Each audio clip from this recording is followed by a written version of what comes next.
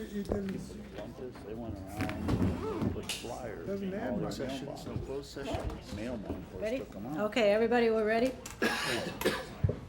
All right, we'll call to meeting, the regular meeting of the common, call to order, excuse me, the regular meeting of the Common Council of the City of Platteville on Tuesday, June 10th, 2014, and we will start with roll call. Ken Killian, Here. Eileen Nichols, Here. Amy Sebo. Here. Mike Den, Here. Barbara Doss has been excused, Barbara Stockhausen. Here.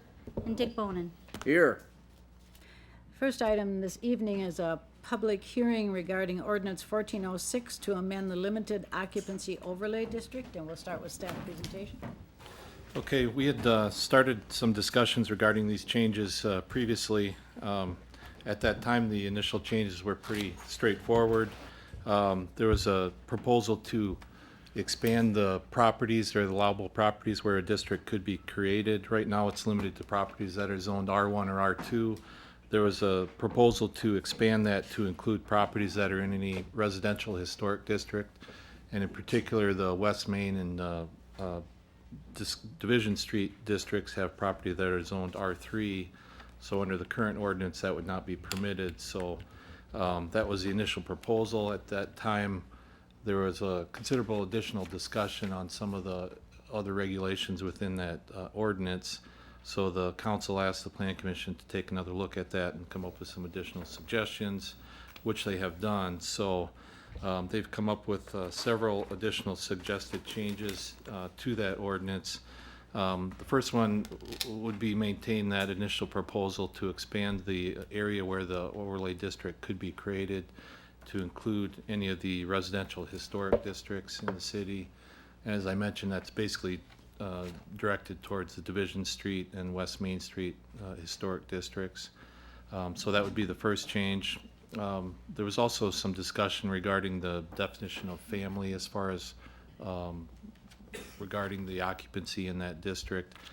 In particular, there was a suggestion that the regulation should include a definition that takes into consideration domestic partnership as defined by state statute. So we did make that change so it is in compliance with that statute. As part of that discussion, or when we were reviewing that part of the ordinance, we also thought it would be wise to also change the definition of family in the rest of the ordinance, not just the properties within the overlay district, so that basically it's consistent throughout the ordinance. So we have made that change as well. So basically the difference would be it's the same definition of what a family is. The only difference is within the overlay district, it's 2 unrelated individuals. Outside of the district, it's 4 unrelated individuals. Within the overlay district, it would be 1 roomer or border, and outside of the district, it would be 2 roomers and borders. Otherwise, the definition itself is the same, so we've got better consistency. We're also removing some redundant language in the R1 district because it has the same language as that definition elsewhere in the ordinance, so that's kind of a housekeeping measure. And then the last change was a large part of the discussion when we went through this process was basically directed at the process that's followed in creating an overlay district, in particular what properties can be included. As the ordinance is written right now, theoretically you could include properties within an overlay district where the property owner is not in favor of that designation. It would require a supermajority vote of the council to do that, but it is possible to include somebody who's not in favor of that, or at least include their property. So this change would eliminate that possibility. So only property owners that are in favor of that designation could receive that designation with this proposed change. So those are the changes that have been recommended by the Plan Commission, and staff would concur with those suggested changes. Are there any questions? Anybody have any questions? Are there any public statements in favor?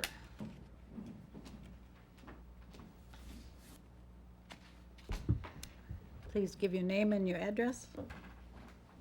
Arlene Sis, 130 North Hickory Street. I am in support of this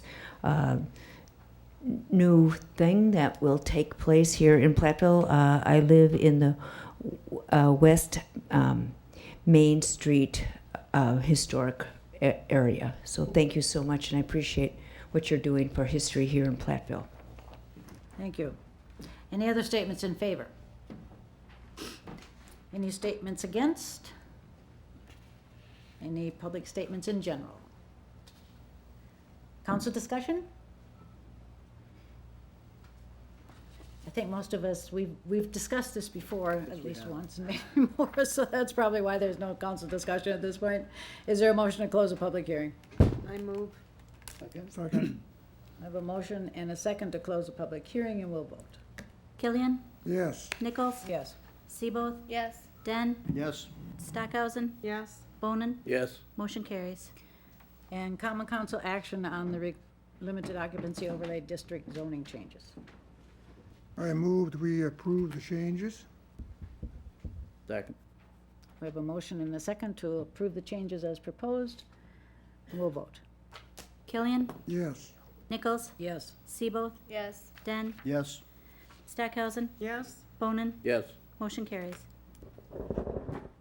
Our next item is a presentation on the Geographic Information System by Symbiont, and it will be Ryan Eckdale Dudley. Howard, are you going to be also speaking on this first, or? Wasn't planning on it. Okay.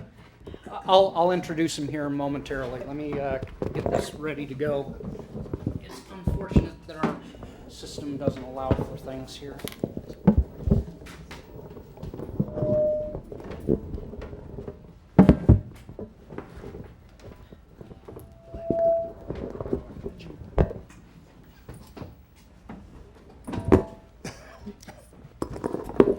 So for those in the audience, the presentation will actually be on the back wall. If you'd like to turn around and take a look, it's the best we can do right now. Just cut the lights. Yep, Luke has them. Okay. Okay. What we have here is the city has been starting to work with a consultant, Symbiont, out of Milwaukee, and our project manager is Mr. Ryan Eckdale Dudley. He'll be giving a presentation on what they've done so far as our geographic information systems, and I'll turn it over to Ryan. One of the things that we'll have to be careful about is that microphone is underneath one of your speakers, so we may get some feedback, so we'll need to be careful. Backwards. Howard, move your microphone back, that might help. Well, it's his. And turn it off. This one's on. Thanks, Howard. So I'm here tonight to kind of give you guys a debrief on kind of some of the projects that we've been working on as far as the GIS system. I have a short, just a PowerPoint presentation, and then I'm going to actually demonstrate some of the applications for everybody.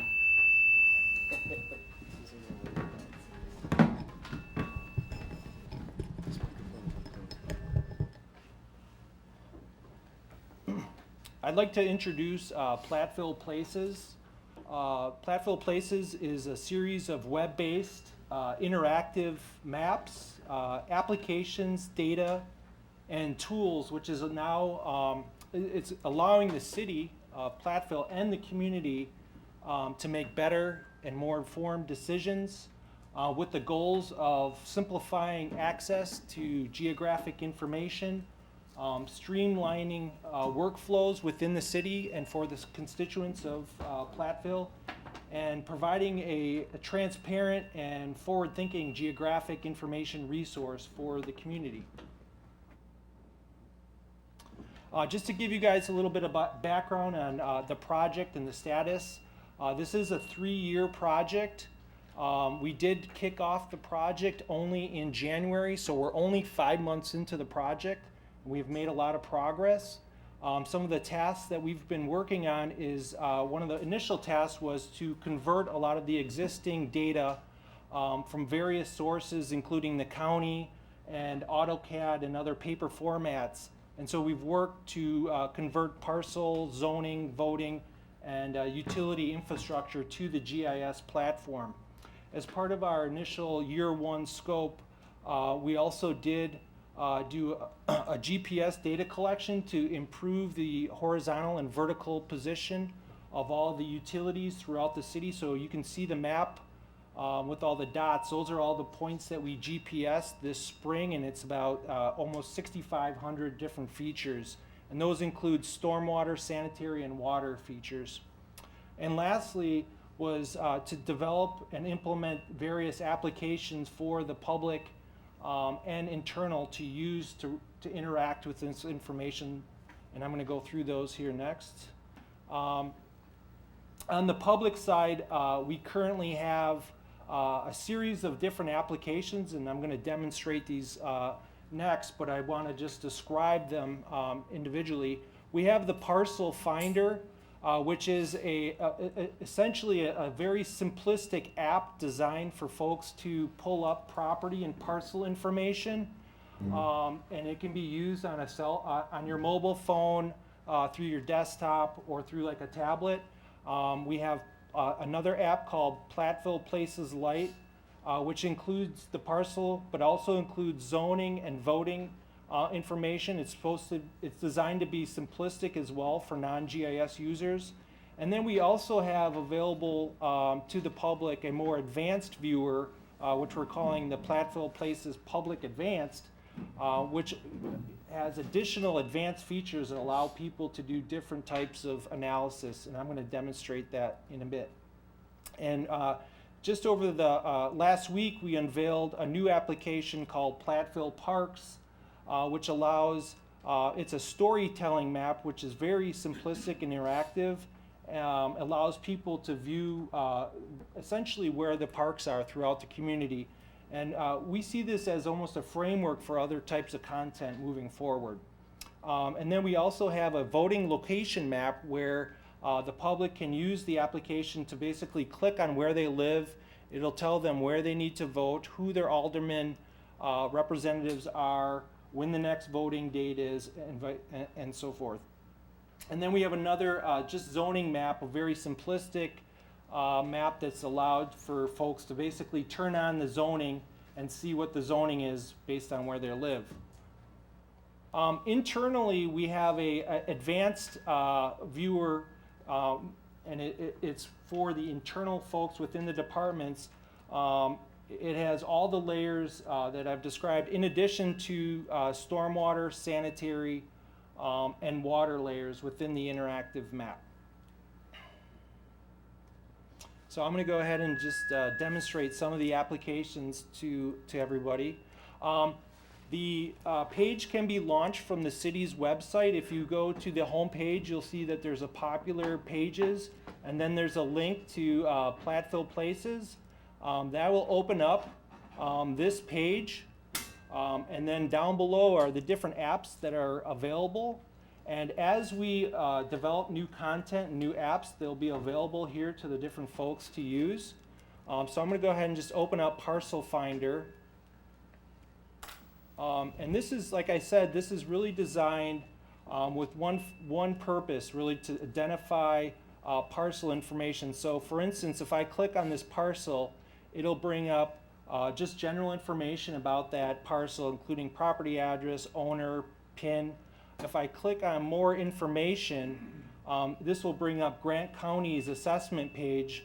So if I log in here, you can pull up your tax records and vice versa. We also have some search tools built into this, so you can search by address, owner, or tax key. So I'll just start typing in an address, and I'll click on this, and the map will zoom and highlight that parcel. The next app that I'd like to demonstrate is Platteville Parks. And this is, I guess, somewhat still in the works since we're building some content for this as it loads. Oh, great.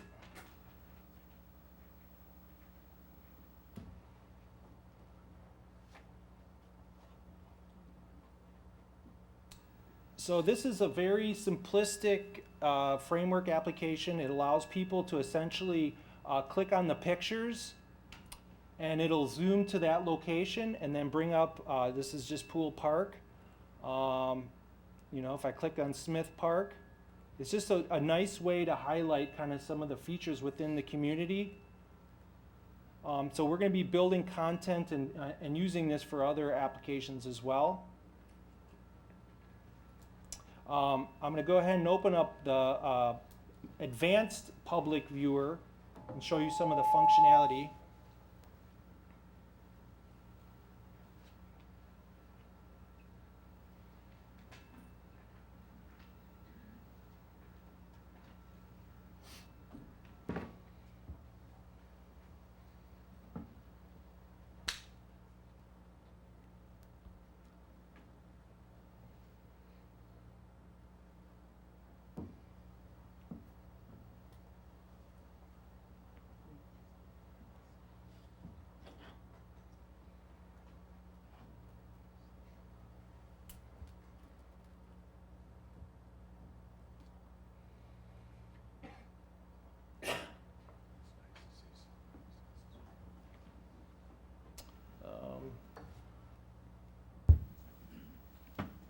While that's loading, I'm going to go ahead and sign in and log into the city's. I'm going to have an internet problem here.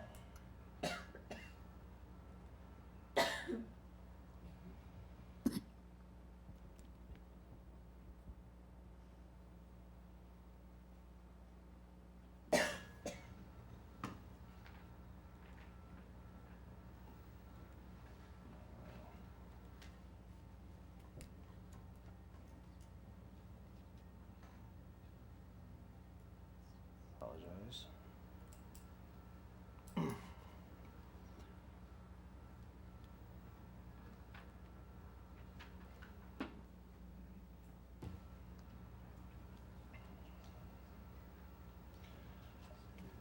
These are all web-based applications, so they do require a internet connection.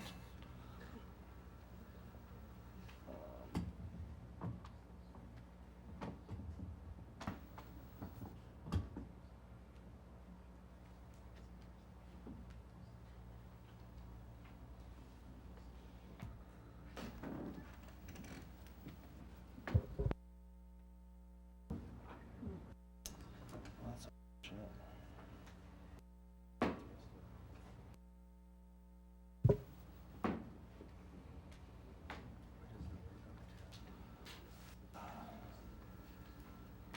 Yeah, it's unfortunate.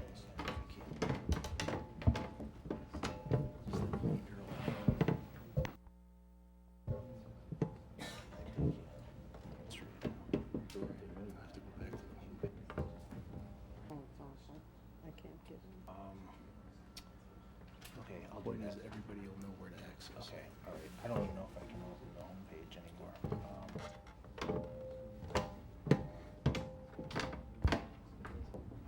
All right, so unfortunately, the internet seems to have gone down, so timing is perfect. Okay, I'm just going to quickly describe, I guess, some of the tools that you can do with the advanced. Some of the things that are improving the workflows for the city is within the application we have special tools that allow them to essentially draw a line on the map and create a buffer. Let's just say they're doing a city project on Main Street and they need to notify all the parcel owners within 200 feet of Main Street. Using the GIS tool, they can draw a line, click that they want a buffer, and it'll return all the parcels within that buffer, and then they can essentially export that, do a mail merge, and send out notices. In the past, they'd have to look at their note cards, and it was a very time-consuming application, so that has really improved some of the workflows. They can also, within the utilities, they can begin to analyze the different pipes and material and features within the utility by not only their material but their size. So they could easily create a map now that shows them if they wanted to see, well, all of the iron pipes that are greater than 20 inches in diameter, using the GIS, you can easily query those out and pull those to the attention. So those may be a priority for fixing or vice versa. And then also through the applications, if you get a chance at home, take a look at it. You can, if you click on your parcel, it'll bring up the bird's eye street view of that parcel using one of the tools. You can print maps right from the viewer, and there's just a lot of tools. And as the project continues, we'll continue to add new layers and new content. And I apologize for the demonstration. Go ahead.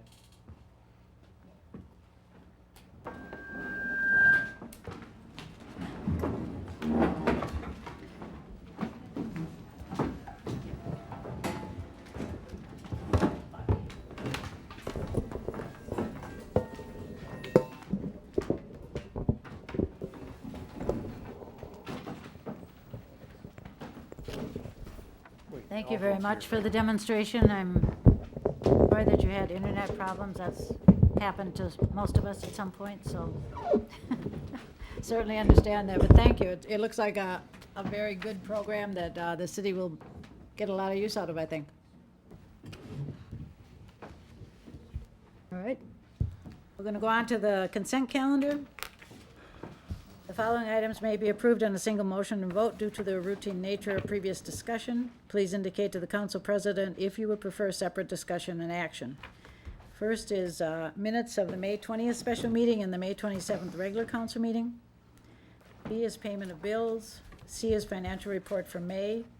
D is appointments to boards and commissions, and we have on our agenda later this evening a request by the Roundtree Gallery to change some of the appointment scheduling for their gallery, since they have too many people going off the gallery board at the same time. So, subject to approval of action item E, the following appointments will be made. If the council does not approve the changes, then these appointments obviously cannot go forward, and we'll have to do this again next council meeting.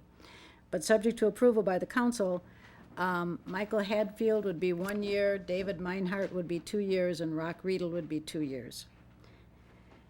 Licenses, we have a long list of 2014 beer and liquor license renewals in our packet. Also, temporary Class B license to sell fermented malt beverages to St. Augustine University Parish for October 3rd for the Oktoberfest. Also in the packet is a list of 1 and/or 2 year operators license requests. 4 is a junk dealer license request. Permits, fireworks permit for July 4th. And also a walk-run permit for July 4th. Both of those requests come from the 4th of July committee. And the last one is a street closing permit for October 3rd for South Hickory Street between Pine and Greenwood for the St. Augustine University Parish Oktoberfest. Is there a motion on the consent calendar? I move to approve the consent calendar. Second. We have a motion and a second. I have at least one change. It's underneath the May 20th minutes, page 4. And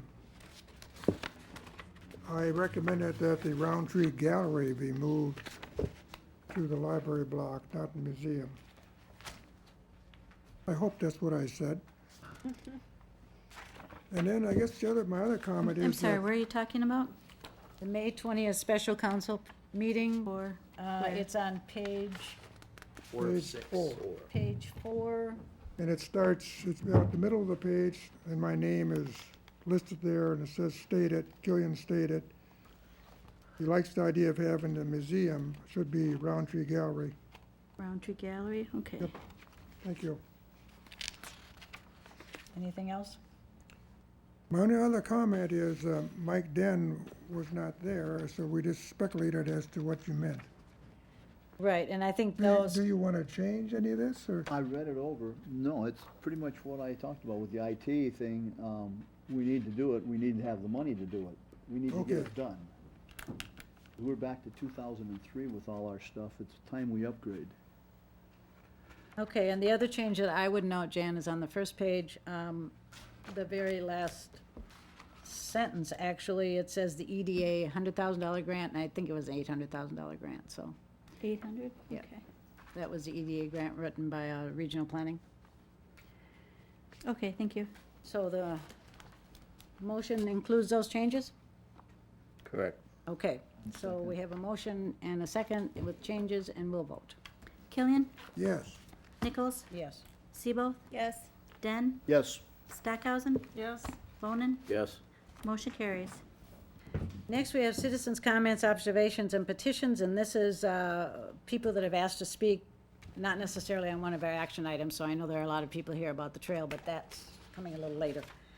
The first one is a lady who actually just had to leave during the presentation, said that she couldn't stay, but her concern is about the city ordinance regarding pit bulls. And so I think that this is something that I'll talk to the city manager about, and perhaps the council will be taking a look at the ordinance that we have relative to pit bulls. What's the concern? Is Evidently, too weak or too strong? 2 week, I would say, would be her We concern. don't have anything. Yep. Next would be Arlene Sis about the Stone Cottage. And we do ask that everyone to limit themselves during this time to 5 minutes or less. It's off, Just turn it turn it off. off. I'm sorry, Arlene. There's a button on the We stem. turned it off for the back feed. Turn it off, you said cut down the time, we'll cut it off. Thank you. Arlene Sis, 130 North Hickory Street. I have two things that I would like to talk about this evening, events that are coming up very quickly. This historic preservation, the Stone Cottage is having an event on June 22nd. It's one of 4 events that we're having this summer at the Stone Cottage. It's going to be on Sunday, June 22nd from 1 to 3:30, and it's going to be all sorts of things happening. We're going to have classic car displays, tours of the Stone Cottage, farmers market, and we're looking for vendors. And we are making a special request for any students or vendors who are 19 and under. We're trying to get younger people to participate. We'll have games and a whole variety of things. Of course, we'll have Bunny Cottontail there with stories, and we'll have all sorts of goodies going on for the day. And I think it's going to be really nice. We have a terrific group of people who are working and planning these things, and they're coming from throughout the county, actually. So if anybody has any questions, they can contact me, and I am in the phone book. The other one that we're doing is we're calling it an encore because this last spring we had an event as part of the Historic Preservation Commission, and we have the encore of the historic bars of Southwest Wisconsin. It's actually going to be on June 24th from 5 to 7 at the Badger Bar. And we will have plenty of books for sale that night. They ran out the last time, so we're going to have that.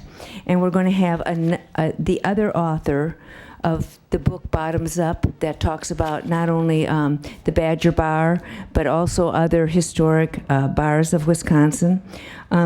Diane, the owner of the Badger Bar, is also going to talk about the history of the Badger Bar and how the gangsters came into Platteville and what they did and how they had an impact on what's going on here. So we have lots of cool history things, and we would like to invite everybody to come. And I have some papers here for you guys. Sorry. And we have a bunch of them back there, so if you want to take one, anybody, just feel free. And if we run out, let me know and I'll bring some more in. Thanks so much. What time does that start? It's the Badger Bar. Yes. That starts at 5 o'clock, 5 to 7. It's a after-hour type of thing, and there will be goodies there for people who come. So I think it'll be a fun time. That'll be a council night. I know, but it'll be before you start. So it might make you happier.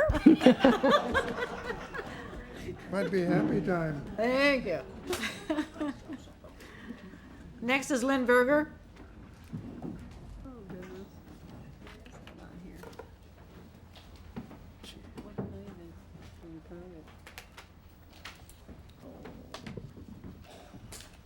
Hi, I'm Lynn Verger, 945 St. James Circle, Platteville, and I'm coming with a citizen concern about the safety of the intersection of Highway 80, 81 and Business 151, especially for pedestrians and bicyclists. And I got thinking about this actually because of my son's 4-H club, the Platteville Woodchucks.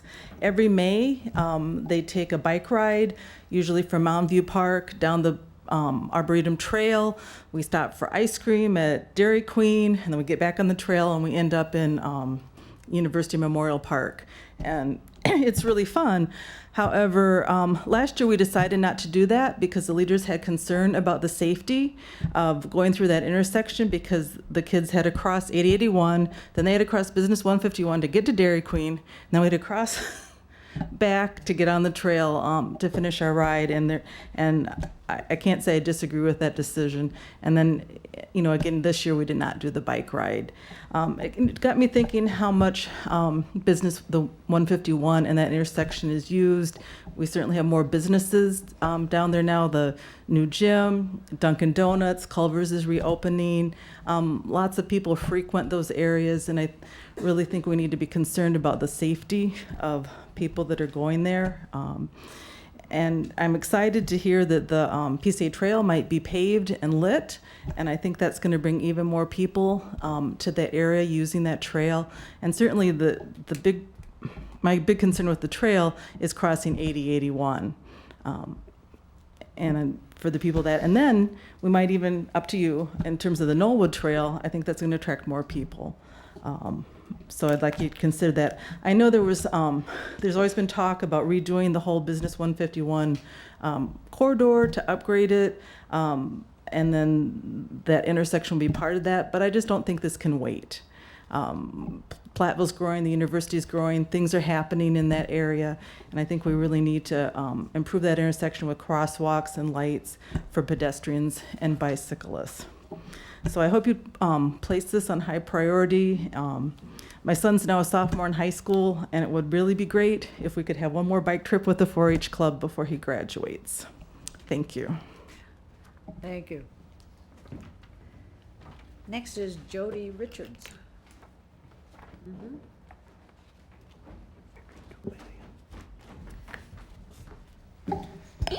Jody Richards, Communications Specialist for the City of Platteville. I would like to announce that the City of Platteville is grateful to have received a grant from the Clarence Gribble Trust of the Platteville Community Fund, which is a component of the Community Foundation of Southern Wisconsin, to implement and install video presentation equipment here in the council chambers. Ironically, with our presentation tonight, it's pretty obvious that our equipment is a little dated. I don't know that that will specifically help with the internet connection, but we will definitely have a drop-down screen where it doesn't include the fire alarm and the lights, and a projector with remote, wireless microphones, and an operating computer. So, any questions? We're hoping to have this installed by the latest fall of this year. So. That's excellent. Thank you. Thanks. Thank you. And I need to thank Jody. She wrote the grant for us for the city of Platteville, so Thank you, Jody. good job, Thank Jody. you, Jody. Jody. That's all we have for citizens' comments. The next is reports. Committee reports in our packet include the Board of Zoning Appeals. Den? Nothing to add. Historic Preservation Commission, Killian?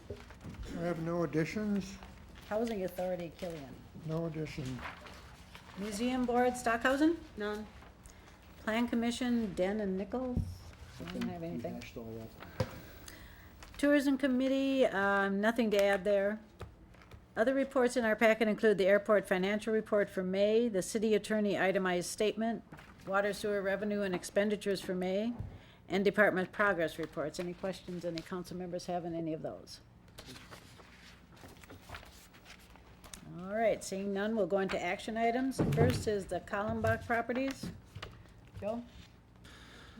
Okay, I have submitted a revised RFP regarding the sale of those 9 properties. Last time the council discussed this and had some suggested changes to that document and the process that would be used.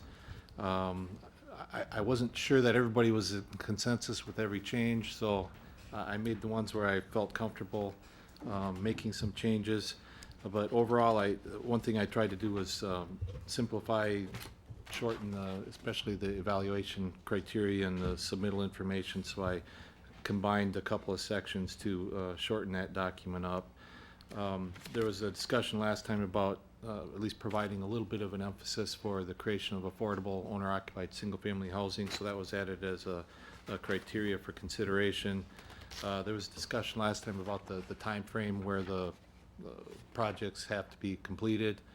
Previously, I think it was 18 months. I shortened that to 12 months, but I did allow, or include some language that would allow an extension for significant additional work. We had talked about if it's new construction and so forth, that might be a different type of a situation. So I did allow for at least some variance from that time period.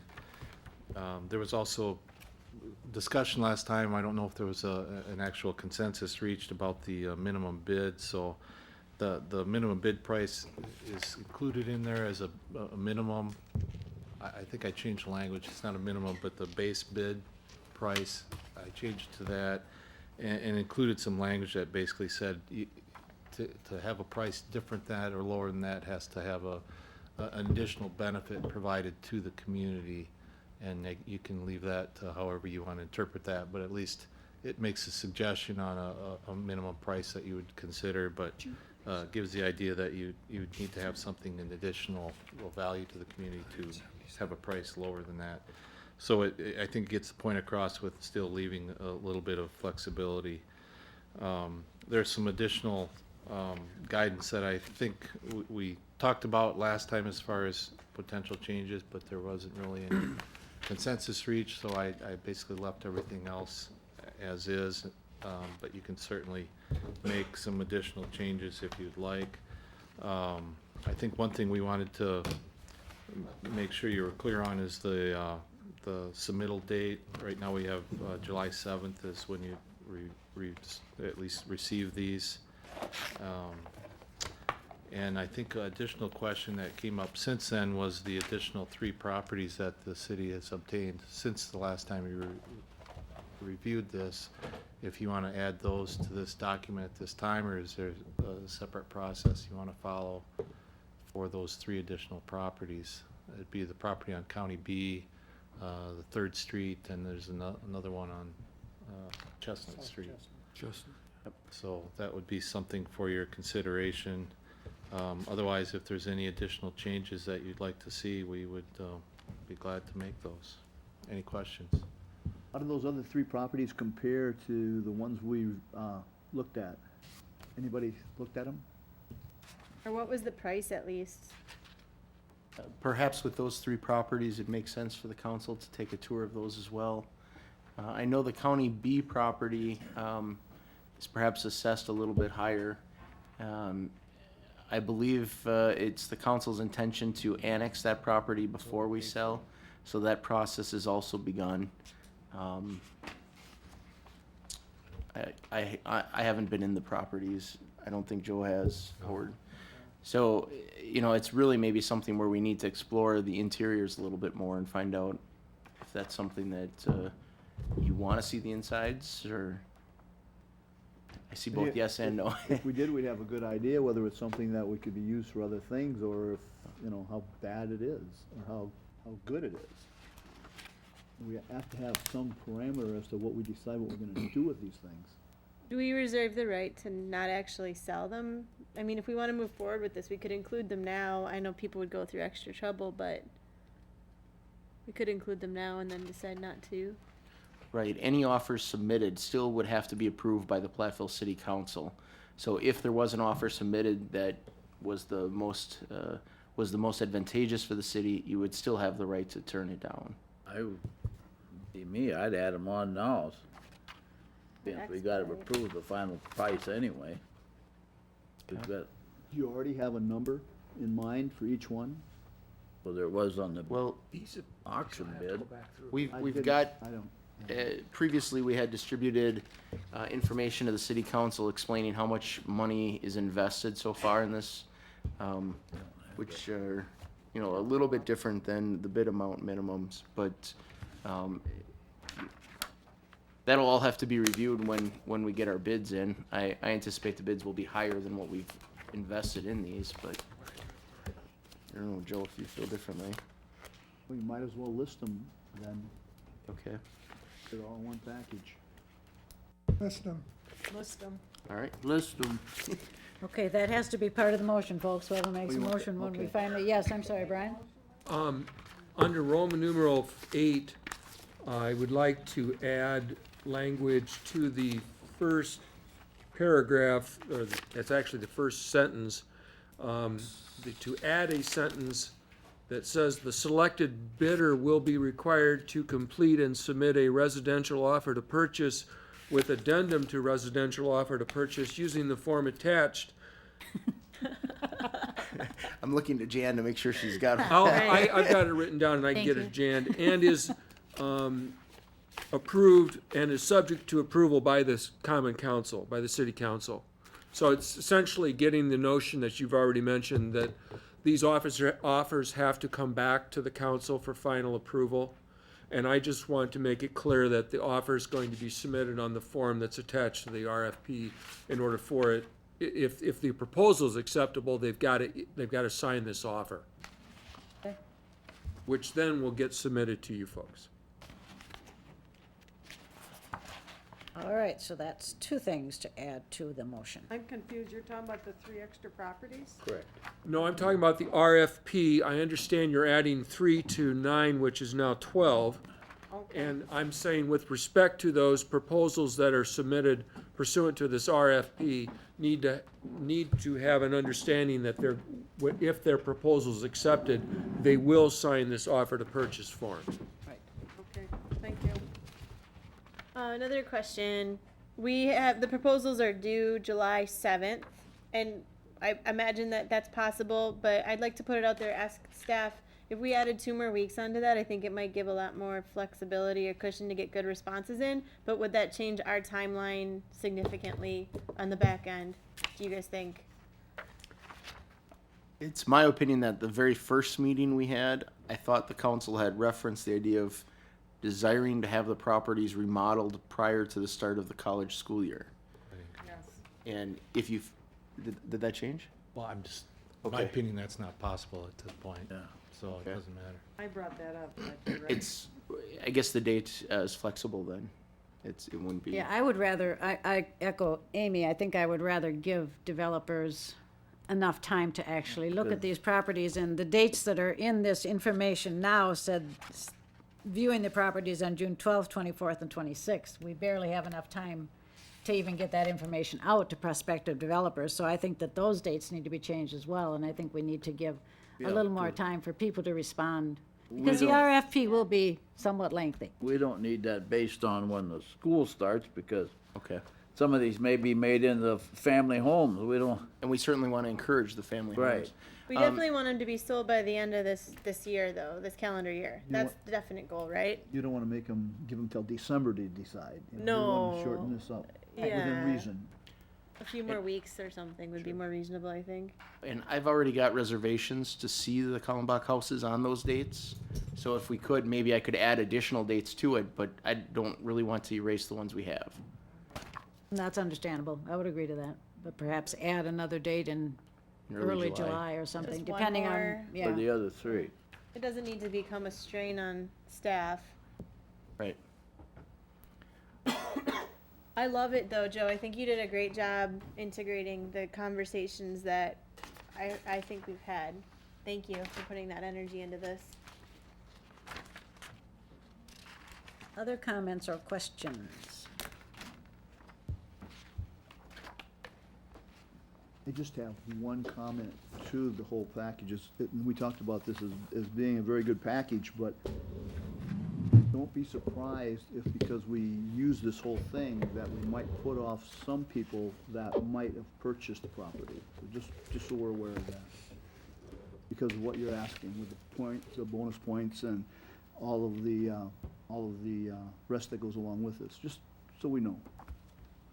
It's a good point, Mike. And I think this is a good opportunity to say, too, we didn't want to make this too belabored. So when we say brief description, we mean 2 paragraphs for anybody who might be listening. It doesn't, if you're concerned, talk with Joe about what sort of detail we're looking for, I guess, right? Sure, thank you. Anything's better than nothing, right? Put your hat in the game. Ring? Hat in your ring? Yeah, I will. I just wanted to let you know I didn't like it, but yes, we need to do it. So if we go back to proposals shall be submitted by 3 PM on July 7th, I think that needs to be extended, obviously, because 21st? we're already to June 10, so. Sorry? 21st? Somebody said 2 weeks, so. August 1st even? Make it a round month? I don't know. Doesn't matter. Either works. July 7th. Hang another 30 days. What's August 1st fall on? It's a Friday. That's good. That sounds good. Hi, August 1st. Except we're not open on Fridays. I'm We're sorry. not open on Fridays. You're not open on Friday. July July 31st. 31st. Let's change it. All right. So July 31st, and where will the RFP be advertised at, just for my information? Everywhere.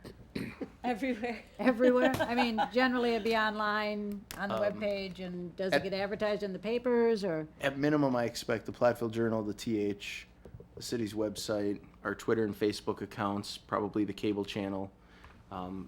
It's up to you if you think we should buy an ad in the state journal, Wisconsin State paper, or the lacrosse paper. Those are around $200 a piece, I'm sure. Yeah, I don't know that I personally feel that there's a need to do that if it's on the other social networks and, Okay. and our webpage as well. Is I think- there a realtor developer network that we could send an announcement to? You've got Yeah, I that think covered? we can do that. Okay. And the League of Municipalities, you can put RFPs on their website as well. Okay. Any other questions or comments on the RFP proposal? I brought up about performance evaluation. What if some developer doesn't perform to our satisfaction? What's our recourse?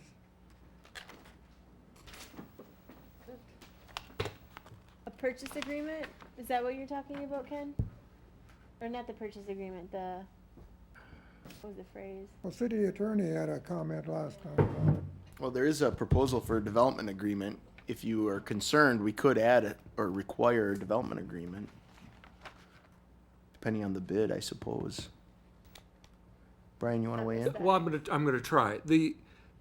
A lot of this is sort of up in the air.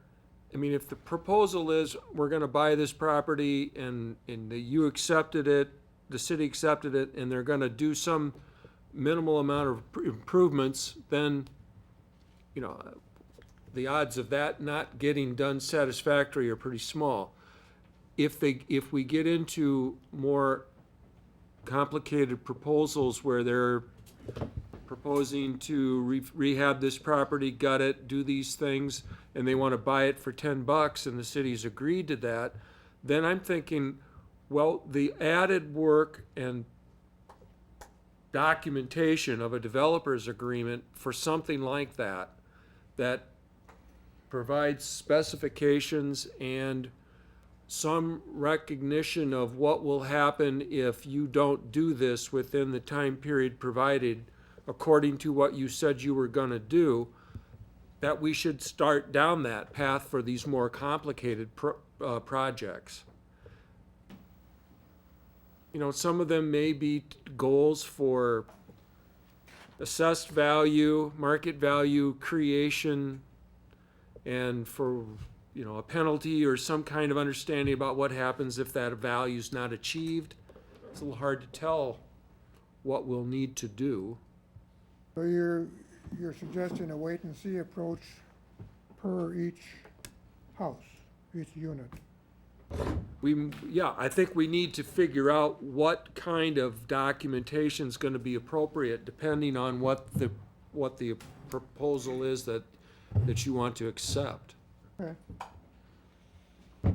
I mean, Joe, do you have any other? No, because I just don't think there's going to be a one-size-fits-all solution. I mean, some of them might be very straightforward, that they're just going to do some rehab and turn it into a rental. Well, they've already got to meet the rental code, so there is kind of a built-in minimum standard already. So I think we evaluate it based on what they're going to propose to do. And if they tear it down to build a new one, there's different rules there too. Gotta have an occupancy permit, different than, What if we worded it so that there's a development agreement if applicable? Would that kind of be a middle ground? I think it's in there that way. No, Yeah, okay. that's the very last section.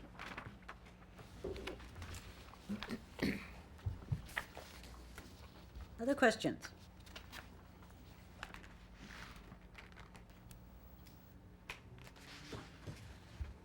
I make a motion?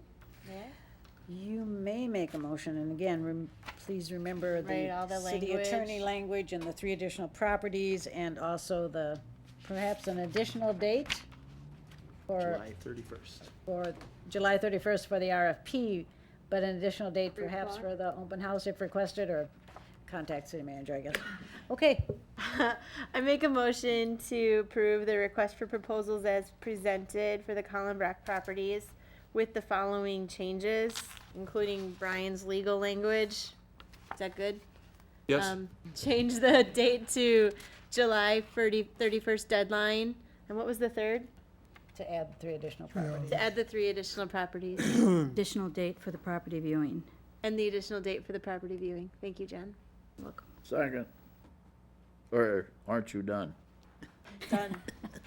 We have a motion and a second. You got that, Jen? Yes, I do. Okay, we'll vote. Killian, Yes. Nichols, Yes. Sibo, Yes. Den, Yes, Stackhausen, Yes. Bonin. Yes, Motion carries. Next is a financial software package. Valerie? Hello. So at the last meeting, we talked about the city and the water and sewer offices are need to update their current finance and utility billing software. We currently have Civic Classic and are proposing that we accept a contract with Springbrook Software. Springbrook is out of Minnesota. This would be a full cloud-based software option, and they are they're a 3-tier architecture. Again, that's cloud-based, but they're the only software that we looked at that offered that option. And I know it was important to the council to make sure that we are moving towards the direction of technology and that we were prepared for the next step in technology. Currently, we have $51,800 budgeted between the water and sewer office, or the water and sewer budget and the city budget. The total cost with implementation plus travel costs for Springbrook for training would be $56,360. So we're going to need an additional $4,560. That amount would be split between water and sewer and the city. So that equals roughly $2,280 for each. To cover the $2,280 for the city, staff recommends that we transfer money from the Platteville Community Area Network money that we had budgeted. There's actually an extra $3,895.81 there. So that's actually over the amount we would need of $2,280. However, that additional $1,600, I know there's a lot of numbers here, but the additional $1,615.81 could be used for additional office supplies we may need. For an instance, the accounts payable clerk will need a scanner because we'll be able to scan all of the invoices individually and attach them to accounts now, so we can have them attached with all the vendors and line items and things like that. So that would be a really nice thing to have. Yes, we do have the big scanner in the office. However, you can't bulk scan these invoices. They have to be scanned individually. So it would be nice for the accounts payable person to have a scanner, a nice high-speed scanner that takes different sizes right on her desk to be able to scan that. But other than that, I guess staff just is requesting that you approve the purchase of this software for $43,860 plus the additional fee charges explained above, totaling $57,975.81. Well, I move that we accept this proposal for the financial software as described. With the transfer from the pecan account? Yes, I'm sorry. I didn't get that. Yes, transfer from the pecan account. Is there a second? I'll Second. I think Mike was first. That's okay. All right, we have a motion and a second to go forward with the purchase of the financial software. We'll vote. Killian, Yes, Nichols, Yes. Seaboth, Yes. Den, Yes, Stockhausen, Yes, Bonin, Yes. motion carries. Thank you. While she's there, doesn't she have a new employee, or are you gonna do that? oh, Valerie, do you feel like making an announcement? Oh, sure. She's sorry not about here. that. Thank you. She's been, yeah. I would have asked her to come if I was going to do this, but the Water and Sewer Office has hired Jane Lighty to be the utility billing clerk. Kathy Martin, who is the current utility billing clerk, has resigned, and her last day will be June 26th. Jane was the city manager's administrative assistant, and she started actually over in our office today. Thank you. Thank you.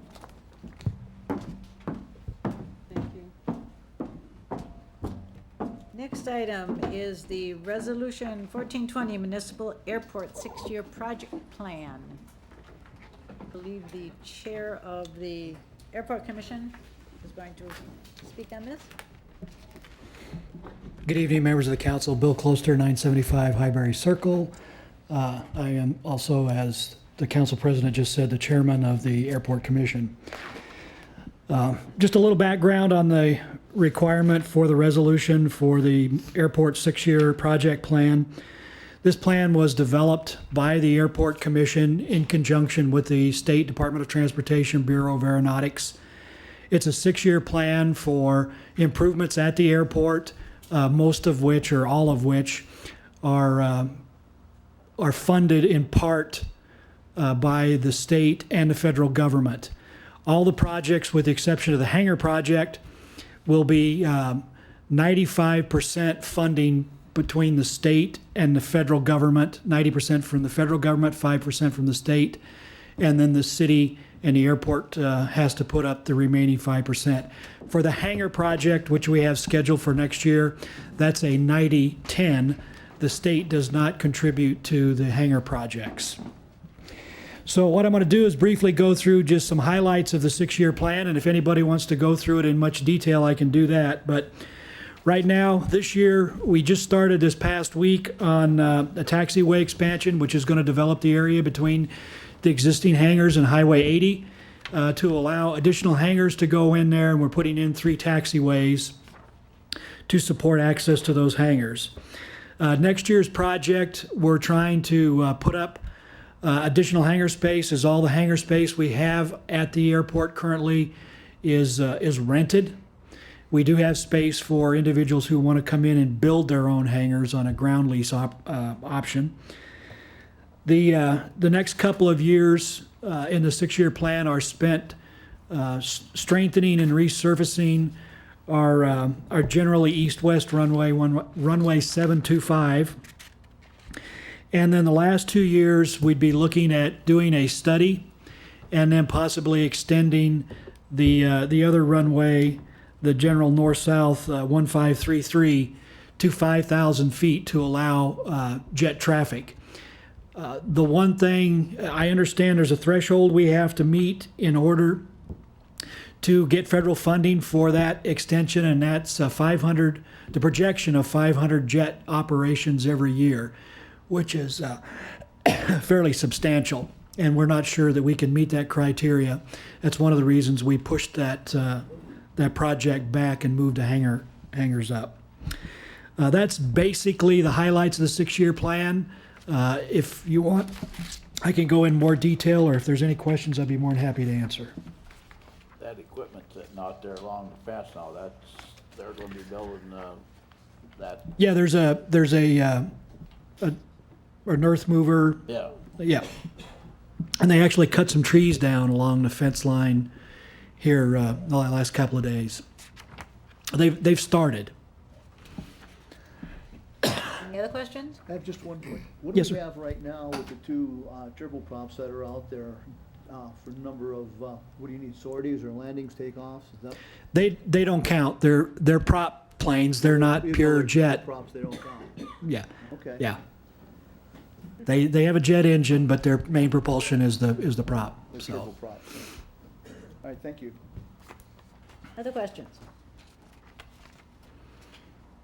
Thank you. can I make two announcements? Sure. Tomorrow night, A&A Aviation, which is the company that the city has contracted with to provide aircraft maintenance and flight instruction at the airport, will be hosting after hours, the Chamber of Commerce after hours program. It's 5:30 p.m. There will be free food provided, and there's door prizes.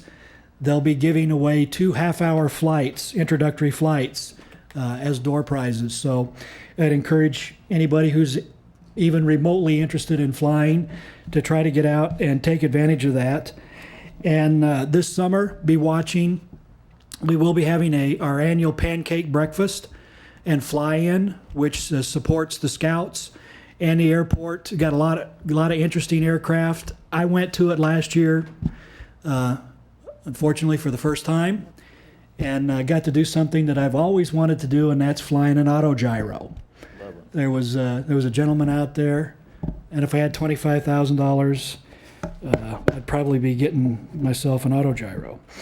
We're also looking to have another event in August, another social event at the airport to invite people out to see what we're doing out there, along with a ribbon cutting and grand opening of the new taxiway extension once that's complete. Thank you. Aren't Thank they you. serving brats or selling brats tomorrow night too? They're free food. Yeah, Oh, I yeah, they are providing bratwurst for visitors. All right. Sounds exciting. Thank you. Thank you. So we have before us the resolution for the municipal airport 6-year project plan. We need action on that. I move that we accept the resolution number 14-20 Platteville Municipal Airport 6-year project. Second. We have a motion and a second. We'll vote. Killian, Yes. Nichols, Yes. Seaboth, Yes. Den, Yes. Stackhausen, Yes? Bonin. Yes. Motion carries. The next item on our agenda is the Knollwood Park Single Track Trail, and we have a lot of people who have registered in favor, a lot of people who have registered against, and it appears one person who has asked to speak for against, and a number of people who have asked to speak in favor. So I would ask that you keep your comments somewhat short, because I think we may have heard some of these before. Because there's one person speaking against, I'm going to give you the final word. So I'll start with the people who are in favor, and I will first read those who once again have registered only in favor. Joseph Nolan, Margaret Ruff, Denise Hirsch, Mike Hefty, Kyle Ebby, Bob Wire, Joshua Savoy, Mary Wonderland, Al Flesch, Cassandra Hirsch, Nancy Collins, Lynn Berger, and the next individuals have indicated they would like to speak in favor. So we'll start with, one more that's registered in favor, Cheryl Hefty. The first one to speak is Evan Larson. And again, appreciated if comments are to the point.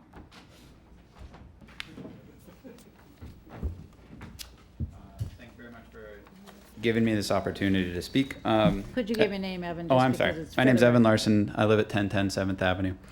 And I'm going to share two perspectives that I have on this. And the first is just my general thoughts for the city of Platteville. I've been here about 5 years now. And consistently traveling through town, in and out of town. It's such a beautiful landscape, the Driftless area. I've had some spectacular sunsets lately, the hills, streams, things like that. I've walked the PCA trail a lot. I've biked it a lot. and going from the university down through the Katie's Garden area and along the stream there, my eyes have really been pulled to that property quite a bit. It's beautiful. What makes me very excited about this trail, and I'm speaking not as a member of the Platteville Human Powered Trail Group, is that it opens up that space, which is public space, and would make it a lot more accessible for people to see it, to explore. It also ties in with a culture that's growing really across the nation, getting outside, being active, moving, appreciating what we have. And I think that bringing that to Platteville makes this place a more vibrant community. It offers more opportunities for a lot more people. And for that reason, I'm very excited. For those of you who've been to the trails in Mountain View Park, this group also does a really nice job of laying in trails. So I think that it would be a great asset to the area. And then finally, as a parent, I have 2 daughters who are just starting to bike. We love to go outside. And just thinking about, a few years from now, biking through that area with them, I think would be just a wonderful opportunity. So I would ask that that you consider the long-term benefits for the community that could come from this trail. So thank you very much. Thank you. Tim Ingram?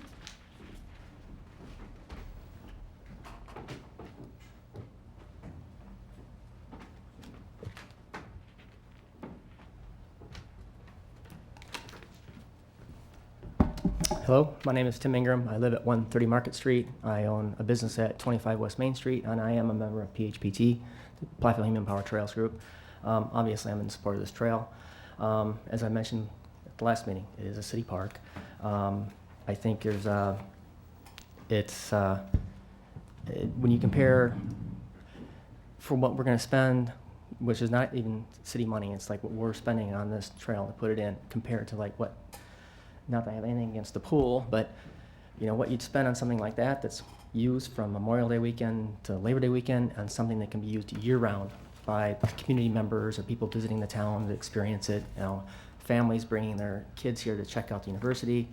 It's a cheap date compared to what you would spend to operate that pool for a year. And I don't have a problem with the pool. I don't mean that, Luke, I'm sorry. My kid works there. He swims there. I don't have a problem with the pool. I'm just in comparison, okay? But one question I have is, if it's a city park, what stops anybody from using it? Is there no trespassing signs? Is there something that says, hey, you can't use this? From my understanding, it's supposed to be a city park. So what's stopping the community, the members of the citizens of this community from using it? So, thank you. Thank you. Bob Saras?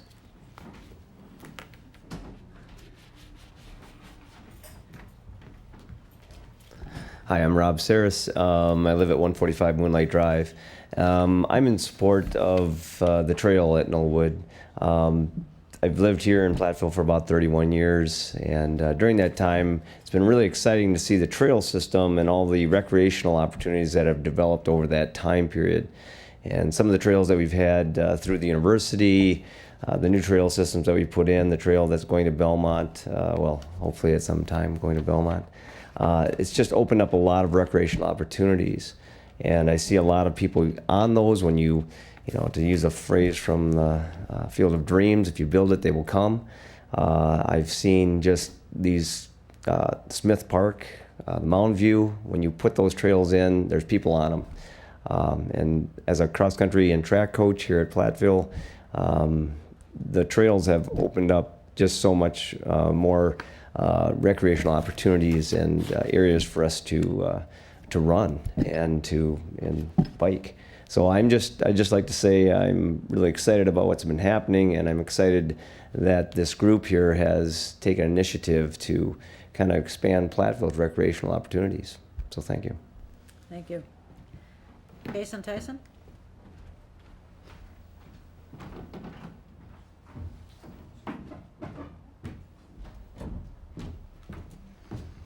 Jason Tyson, 1024 Walnut Dell. I am a member of Platteville Human Power Trails. You asked me to be brief, so I'll hit on some of the topics as quick as I can. From a communication standpoint, there's been talk of the need for us to communicate with the neighborhood.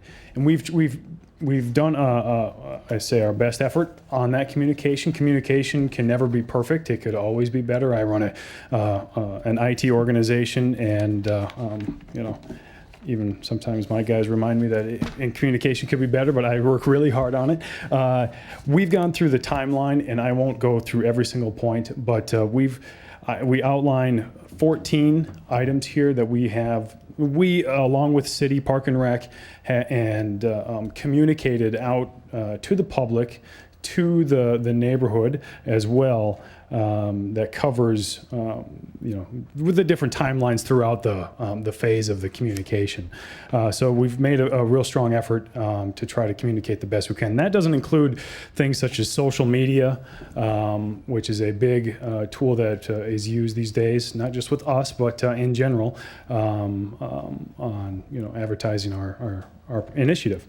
Also, let's see. When we last spoke, there was discussion of the city's not interested in doing a survey. So we reached out to a survey company, and we have got them on board. They will provide a survey for us, a PIN survey, so that they will flag out the property lines to make sure that we're not on anyone's property. We don't want to be on anyone's property just as much as they don't want us on their property. So we have a survey company lined up to do that. We're very fortunate to have a strong community. We have people committed anonymous donations that have covered the total cost on that. And that's not just one donation, we've got several donations. So, so thanks to the Platteville community for that. Again, Tim mentioned it, this is fully funded. We've worked on the resources to make sure that we have all the funding opportunities covered. We're not going to ask for the city to, you know, come out and dig with us, or to put the trail in. The other item that I spoke with one of the Boy Scout leaders in town, and he has a Boy Scout who's interested in an Eagle Scout project. So we have the Eagle Scout, or have an Eagle Scout, going to be an Eagle Scout, which I am an Eagle Scout, to go and, you know, to help us on this, whether they take over the project, of course, with our, you know, guidance or help on a particular phase of the project, whether it's signage or certain areas. So we do have the Boy Scouts backing us. I think it's a great opportunity. I can tell you, I wish I would have had a cool project like that when I was going through Boy Scouts. But so we have that as well. So, okay. Thank you. Mark Hirsch?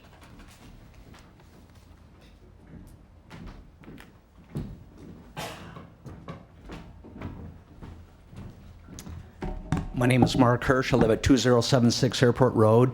I'd like to start out my presentation by debunking some of the myths that were unintentionally perpetuated by Councilman Den's line of questioning at the last meeting. We won't need any easements because we have no intention of being on anybody's property except city property. The plan can't move forward until we have your permission and your endorsement. The meetings are all noticed in the newspaper. That's the obligation of the city. It's not the obligation of an independent group. The city notices it. Because a handful of people oppose this project and are selfishly wanting to prevent public utilization of this wonderful green space, by not attending the meetings and ignoring it doesn't make it go away. You have people who are proactively, positively promoting this thing, creating a wonderful opportunity for the community.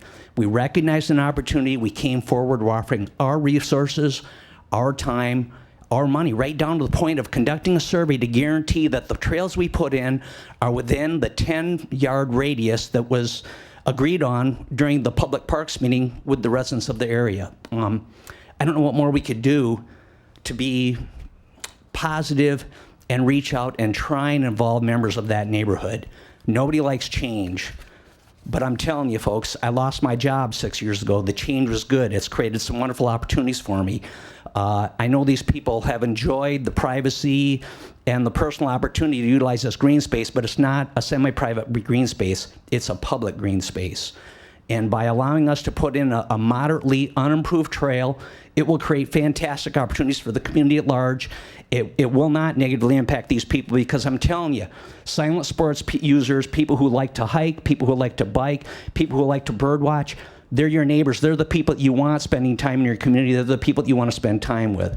Prior to coming to this meeting, I utilized the new Places software that's available on the website. And I'm hoping that at some point, maybe after tonight's meeting, that the Knollwood Trails will be added as a point of reference on that green space.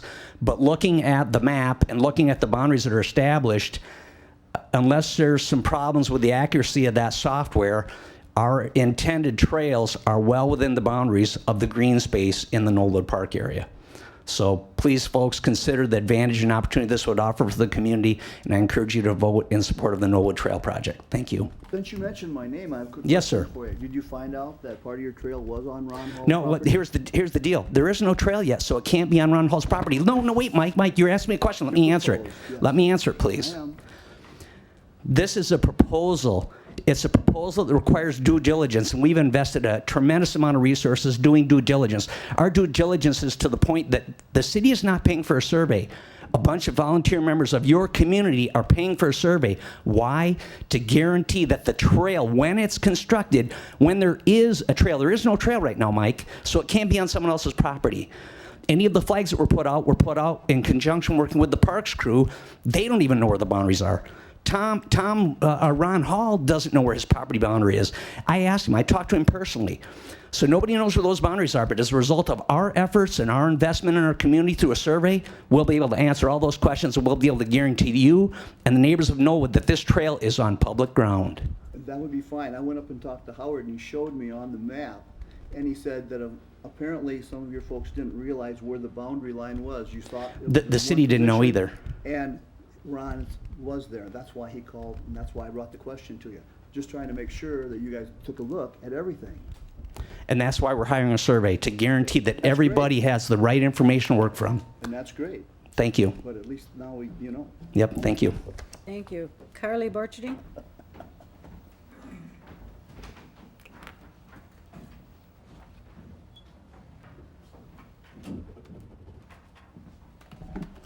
I'm Carly Borcherding, and I live at 160 West Knollwood here in Platteville.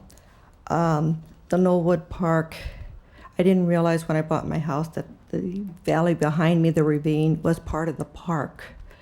And I didn't realize either that the contractor who built my house, and I bought it as a spec house, had taken the lawn all the way down to the actual path, the paved path. My house is one of the few houses that the yard goes all the way down, and it's like 16 feet is where the property line is. So these things do happen, whether they are intentional or not. On my part, it was not. I still mow the grass, I still water the grass, I still service the grass. And I even plant some plants along the way. But the whole point I'm trying to say is, this trail that goes behind my house is well used. I've seen kids going down on their bikes lickety-split. I've seen people walk up. A guy came and he was holding something in his hand. And I said, what do you got there? He says, he brought it over to me and he showed me, I have an oyster mushroom, just like we can buy out of the store. I said, where'd you find it? He said, down in the bottoms. I said, oh, that's nice. He says, where does this trail go? And I said, oh, it curls around and ends up at the street. Oh, he turned around and walked back down the hill. This trail is used, but as soon as they find out it ends at the street, they lose interest. It needs to be continued on. The impact that this trail, that these guys want to build, is probably the least amount of impact you can put on that park system of any project you could do. They're not putting in swing sets, they're not putting in slides, they're not putting in tennis courts. They're putting in a dirt trail.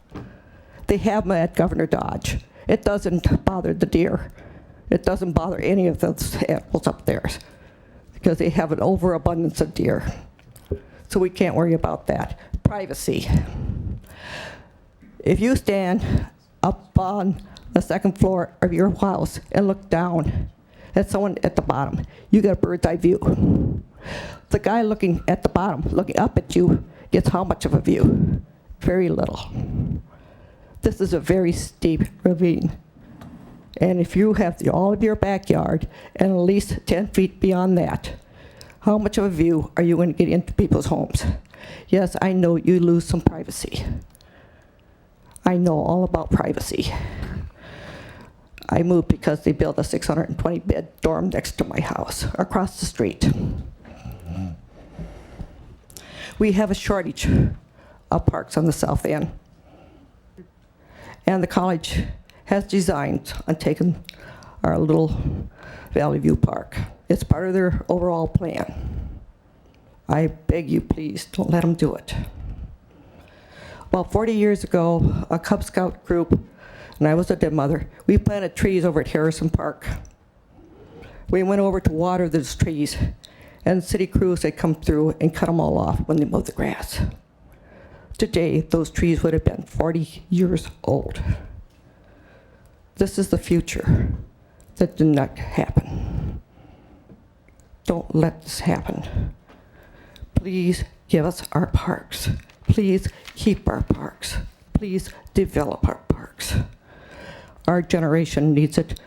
Our generations coming up need it. And the generations after them. Thank you. Thank you. Jared Pick.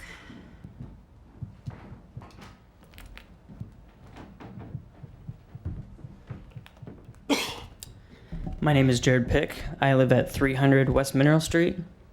I am a member of PHPT and I support the Norwood Trail. I am a lifer here in Platteville. I know that doesn't seem very much because I'm only 25, but I do love living here. I even commute 40 minutes every single morning to get to work because I would rather live in a small town where I can be close to my community. That's the reason why I joined PHPT.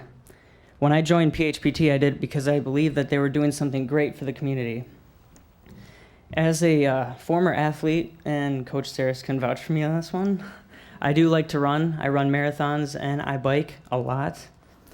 And we are all outdoor enthusiasts. And what we want to do is implement a stable and healthy place to live. We don't want to make any enemies with anybody. I have done a little bit of research on the impact of property values, and according to the Journal of Leisure Research, John Crompton of the Department of Recreation, Park, and Tourism Sciences at Texas A&M University, he even quotes in his journal, "The real estate market consistently demonstrates many people are willing to pay a larger amount of money for property located next to the park than a house that does not offer this amenity. One of the reasons why I live in Platteville is because of the recreation here." He also goes on to say, results of approximately 30 studies which have empirically investigated the extent of legitimacy of the approximate principle are also reported in support of this.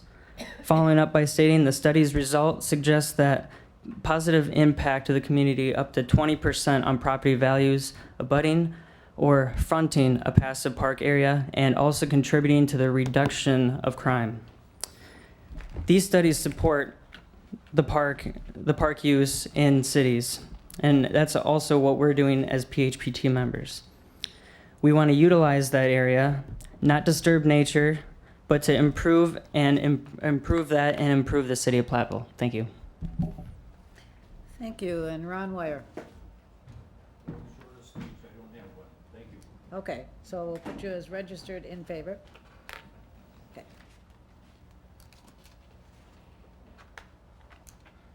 All right, that concludes those individuals who have asked to either register, asked to speak, or else did register in favor. And so we will go to those who are registering in opposition. Tom Zigworth, Renee Zigworth, Becky Peters, Peggy Rice, Dennis Cooley, looks like Arnold Rice. Not sure if that's correct. Kendall, excuse me, Kendall Rice, thank you. Deborah Rice, William Closter, Shirley Farady, Marilyn Tufty, Rich Tufty, Craig Hale, Lisa Hale, Lori Hamer, Mark Hamer, Jim Kirkpatrick, Carol Kirkpatrick, Dawn Guile, Christy Morris, Troy Morris, Ryan Kowalski, Brittany Kowalski, Jason Williams, Betsy Williams, Casey Weigel, Jane Harrison, John Wilson, Deb McWilliams, Norman Wills, Joanne Wills, Brian Everhart, Jennifer Everhart, John Strike, and David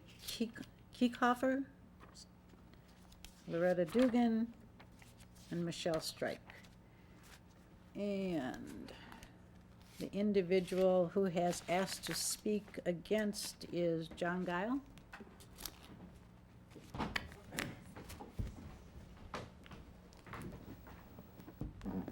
John Guile at 940 Hillcrest Circle. And I guess I'm a little outnumbered speaking. I guess the main thing from tonight was just to say that I can't speak for everybody else, I can just speak for myself, is that, we're not against the trail, and I don't want to be like a villain, type situation. I'm all for the trails and the biking, and everybody should be able to do with their property what they want to do. I've lived there for 20 years, and I was always considered that it was a green space, so I didn't realize that it would ever be developed, so I bought the property 20 years ago thinking that it was green space that could never be used. And like I say, if that's the decision, the majority decision to go through, then that's just the way it is. I mean, that's the way democracy works. The only question that I had was there any different areas throughout the city of Platteville that there could be trails put, that didn't invade homes or run close to homes? I mean, I know there's the Mound View Trail, but I don't think there's any homes that runs close to. So I guess I'm just thinking, is there any other areas that could be run or somewhere that it isn't close to housing? So, like I say, I'm not against it, and if that's the way majority rules, then that's just the way it is. But I'm not against trails. I guess I can only speak for myself. I'm not against the trails. I think it's a great idea, and I know a lot of people enjoy biking and hiking and doing things in the winter. So I'm not against it, and I just wish maybe there was some different opportunities in Platteville. It just seems like this is the only thing that's been considered for putting the trail in. So I guess I'm just not as informed with it, but I'm just curious if there's any other ideas that anybody has. So thank you. Thank you. Before we go away from this or do any more, Howard, I have a couple questions for you. What is the actual width of the pretend trail that's not there yet? You probably should ask members of the Platteville Human Powered Trails group that question. Okay. The second question I have, maybe you can help me with that. And maybe we'll have Brian involved. Say you're utilizing this trail that's not there yet. I believe I heard there's supposed to be to stay away 10 yards away from any of the people's yards. Is that correct? The motion. 10 foot. The motion that was made, that was approved by the Parks, Forestry, and Recreation Committee, recommended that the trail be 10 feet from private property lines. Okay. Next question, and maybe you can help too, Brian. Say somebody's biking there, and for some reason they lose control, they make it through the 10 feet, fall in somebody's yard and gets hurt. Who's the liability fall? Or where does it fall? Well, I'm assuming that liability would be landowners, right? Allocated on the basis of some negligence. So you'd have to spin a story that somehow somebody was negligent and caused this bike rider to fall and hurt themselves. Okay. I mean, there is recreational immunity for people engaged in sports on city property, on private property where they don't pay a charge, generally speaking. But that's not what's going on here. This is meant to be on city property. This is a park activity. This isn't to be conducted on someone else's land. So Well, not intentionally, but that's why I just asked, so these folks all know if there's liability involved somewhere along the line, just for their own benefits. Yeah, I don't know how they could be, this is a city, a park activity conducted on park land. That's the intent. That's fine, as long as you stay on it, right? Correct. That's fine, but 10 feet doesn't give you much room where you could end up on private land. I'm just Right, hitting all but the if you bases end up on here. private land because of something that happened on the park property, how was the landowner? I don't know, that's what I'm Legit. asking. I have no clue. That's what I'm asking back to you. You Okay, asked, if the I question, knew- if I the knew answer that- to your question was somebody negligent. Okay, I asked who would be liable, I guess that makes them That's negligent. the answer. Okay, all right. And could I ask you? Yes. Wait, Yeah, I just yes, want to please come clarify to the that. microphone. Okay. Can you help me with that prescribed trail? I guess that's a better way of putting it, because it's not there yet. What will the width of the trail be? It all depends, Mike. It depends on what the survey shows us for the width of the property. That will set the parameters. The 10-foot barrier will dictate how much area you have to build the trail on. The goal is to make it a beginner trail that's convenient for people to walk on, people to bike on, people of all abilities. And our goal, of course, is to try and do whatever we can to mitigate anybody's perception that it's invading their privacy. And I can also somewhat respond to your question about liability. I mentioned at the last meeting, I have a 200-acre piece of property. Since 1993, we have 9.5 miles of single track that we share publicly. A lot of the people in this room, people come from all over the Midwest to ride on my property. Wisconsin is one of the states that has one of the strongest recreational use laws on record. Protects me, it protects any landowner, because the goal is Wisconsin's a recreational state. We're known for fishing, we're known for hiking, we're known for biking, we're known for hunting. If individual landowners, by sharing their property, were held up to an incredible degree of liability, they're going to shut their gates, they're going to close their doors and say, you can't be on my ground. We've been doing this for over 20 years. We've had people fall and get hurt on the property. We've never so much as had an insurance company subrogate a claim against us. Wisconsin has a very robust law that protects those interests. Thank you, because I wasn't aware, that's why I was Yep. asking these questions. Yeah. So the trail width you won't know until it's laid out? No, and Okay. we won't even know what amount of space we have to work with until we get the PIN survey. Those are questions that were asked of me to ask you Yeah. guys tonight. Yep, absolutely. Thank you. Thanks, Mike. Other questions from the council or comments?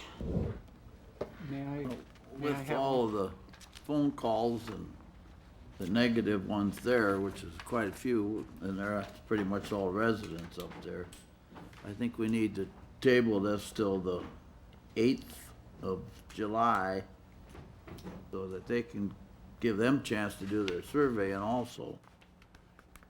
And they're also looking at getting a meeting with all the landowners, give a meeting with you folks so you can sit down one-on-one and maybe discuss some options instead of, just to work with the trail, because they're not all against the trail, just maybe the way it's set up. I'll second that. All right, we have a motion to table until July 8th, and we will vote on that motion. Killian, Yes. Nichols, Yes. Seaboth,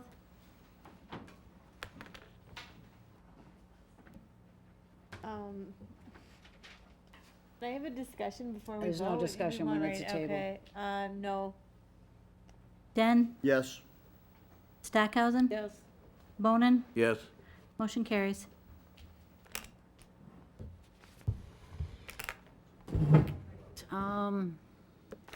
Hopefully the two interested parties can have another meeting and, We already have one scheduled. yep. Next item, ordinance amending section Fine. 347B. I'm not against the trail. I just Mark? want you guys to talk to them. I'm sorry. Okay. Ordinance amending section 347B 1, 3, and 4, Roundtree Gallery Board appointments. Not sure who's gonna take that up. Nancy, do you want to, or David, do you want to come up and just remind the public what this request is? You have a resolution, a proposed resolution in your packet. Thank you.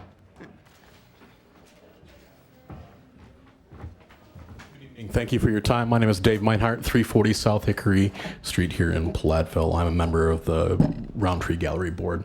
Basically what we're doing is, I'll just read out what it is. Members are allowed to serve 2 consecutive terms followed by a year of absence. The 3 expiring terms shall be altered to allow 1 to expire on 7/1/15 and 2 to expire on 7/1/17, thus staggering departures and appointments to create an easier transition of members. One of the 6 Roundtree Gallery Board members shall be allowed to reside outside the city limits of Platteville. The reason for this is because, as most boards, sometimes you have a hard time filling the boards and keeping them for a quorum, and there is precedence. I know the Airport Commission, he's gone, but others have had more boards. Right now it stands where you can have 1 3-year term, and you have to be an off a year. The reason we want to have people outside the city of Platteville is because this is a very arts community, not just Platteville, but Galena, Mineral Point, Dubuque, and we want to get some synergy between all the arts because there's lots of tourism here. So thank you very much. Any questions? Well, I'm ready to adopt the ordinance. Ordinance number Okay. 1407, amending that? Yeah, 1407, amending the Roundtree Gallery Board appointments on this staggered appointment schedule. Is there a second? Second in the motion. All right, we have a motion and a second, and we'll vote. Killian, Yes. Nichols, Yes, Can I See- amend that we vote to have people outside the community? that's part of it, yes. That's Okay, part of the thank you. resolution, yep. Mhm. Seabolt, Yes. Den, Yes. Stackhausen, Yes. Bonin. Yes. Motion carries. All right, next item is Resolution 1421, amending the Employee Handbook Residency Policy. Larry? Sure, this certainly isn't a new issue. We've discussed this a few times. Included in your packet is option A and option B. Both are amendments to the residency handbook. One of the amendments lists out the positions included in the emergency operations plan. One does not. The city of Platteville is in a position where we need to amend our existing residency policy because the state of Wisconsin adopted a new residency law that applies to government employees. Questions? Why didn't you include, you're recommending Resolution A, which does not include the emergency personnel. Why did you take them out? I actually wrote that memo, and it was in response to what I felt, the direction that I felt the council was leaning in after the meeting last time. So I jumped in because Larry has no idea, because I wrote the memo, at least the amended part of it that's presented tonight. I think that A is recommended by staff because it clearly conforms with the requirements of state law. But as I read the state law, it does say you could add emergency personnel. And as I have said in earlier memos to the council, when I read emergency personnel, I am thinking that the statute is referring to what are essentially first responders or medical technicians. So you're not, you think it's not referring to Platteville's list of emergency people? I do not. I think that interpretation is too broad. What about cutting down the list? I think I have said that the council needs to look at that list and pare it down because some of those folks clearly couldn't be construed as emergency personnel. I don't think. Well, you're on the list. Would you consider yourself emergency? Well, personally, no. The question is, what do you think? But can I jump in a little bit? This list of emergency contacts is the list of contacts for our emergency operations plan. The emergency operations plan is not first responders. They are called into the scene after the incident has been stabilized to try to manage the situation, to get additional resources to heal the community after the event. So oftentimes you'll include the city attorney because we'll be dealing with federal regulations. Actually, some of the plan includes the city council. You'll have to come in and declare a state of emergency. There are other aspects of the plan that occur, but it's not, when the tornado goes through, you're not first responders. None of these people will be expected to be there until the situation has been stabilized. And we don't call the Emergency Operations Center into place until it's like a level 2 or a level 3 emergency, meaning 4 or 5 people have been hurt or multiple mass casualties. So it's going to be very rare that this entity is called into place, and if it is, it won't be of an immediate concern.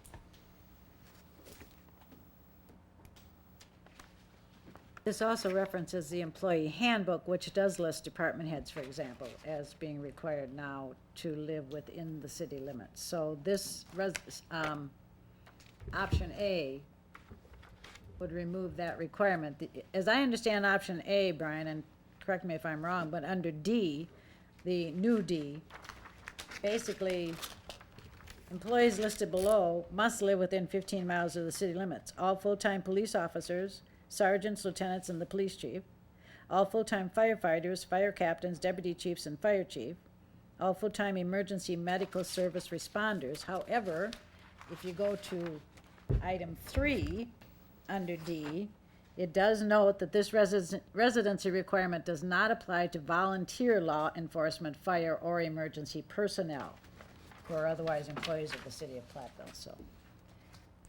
Right, which the parts you've read to me seem to,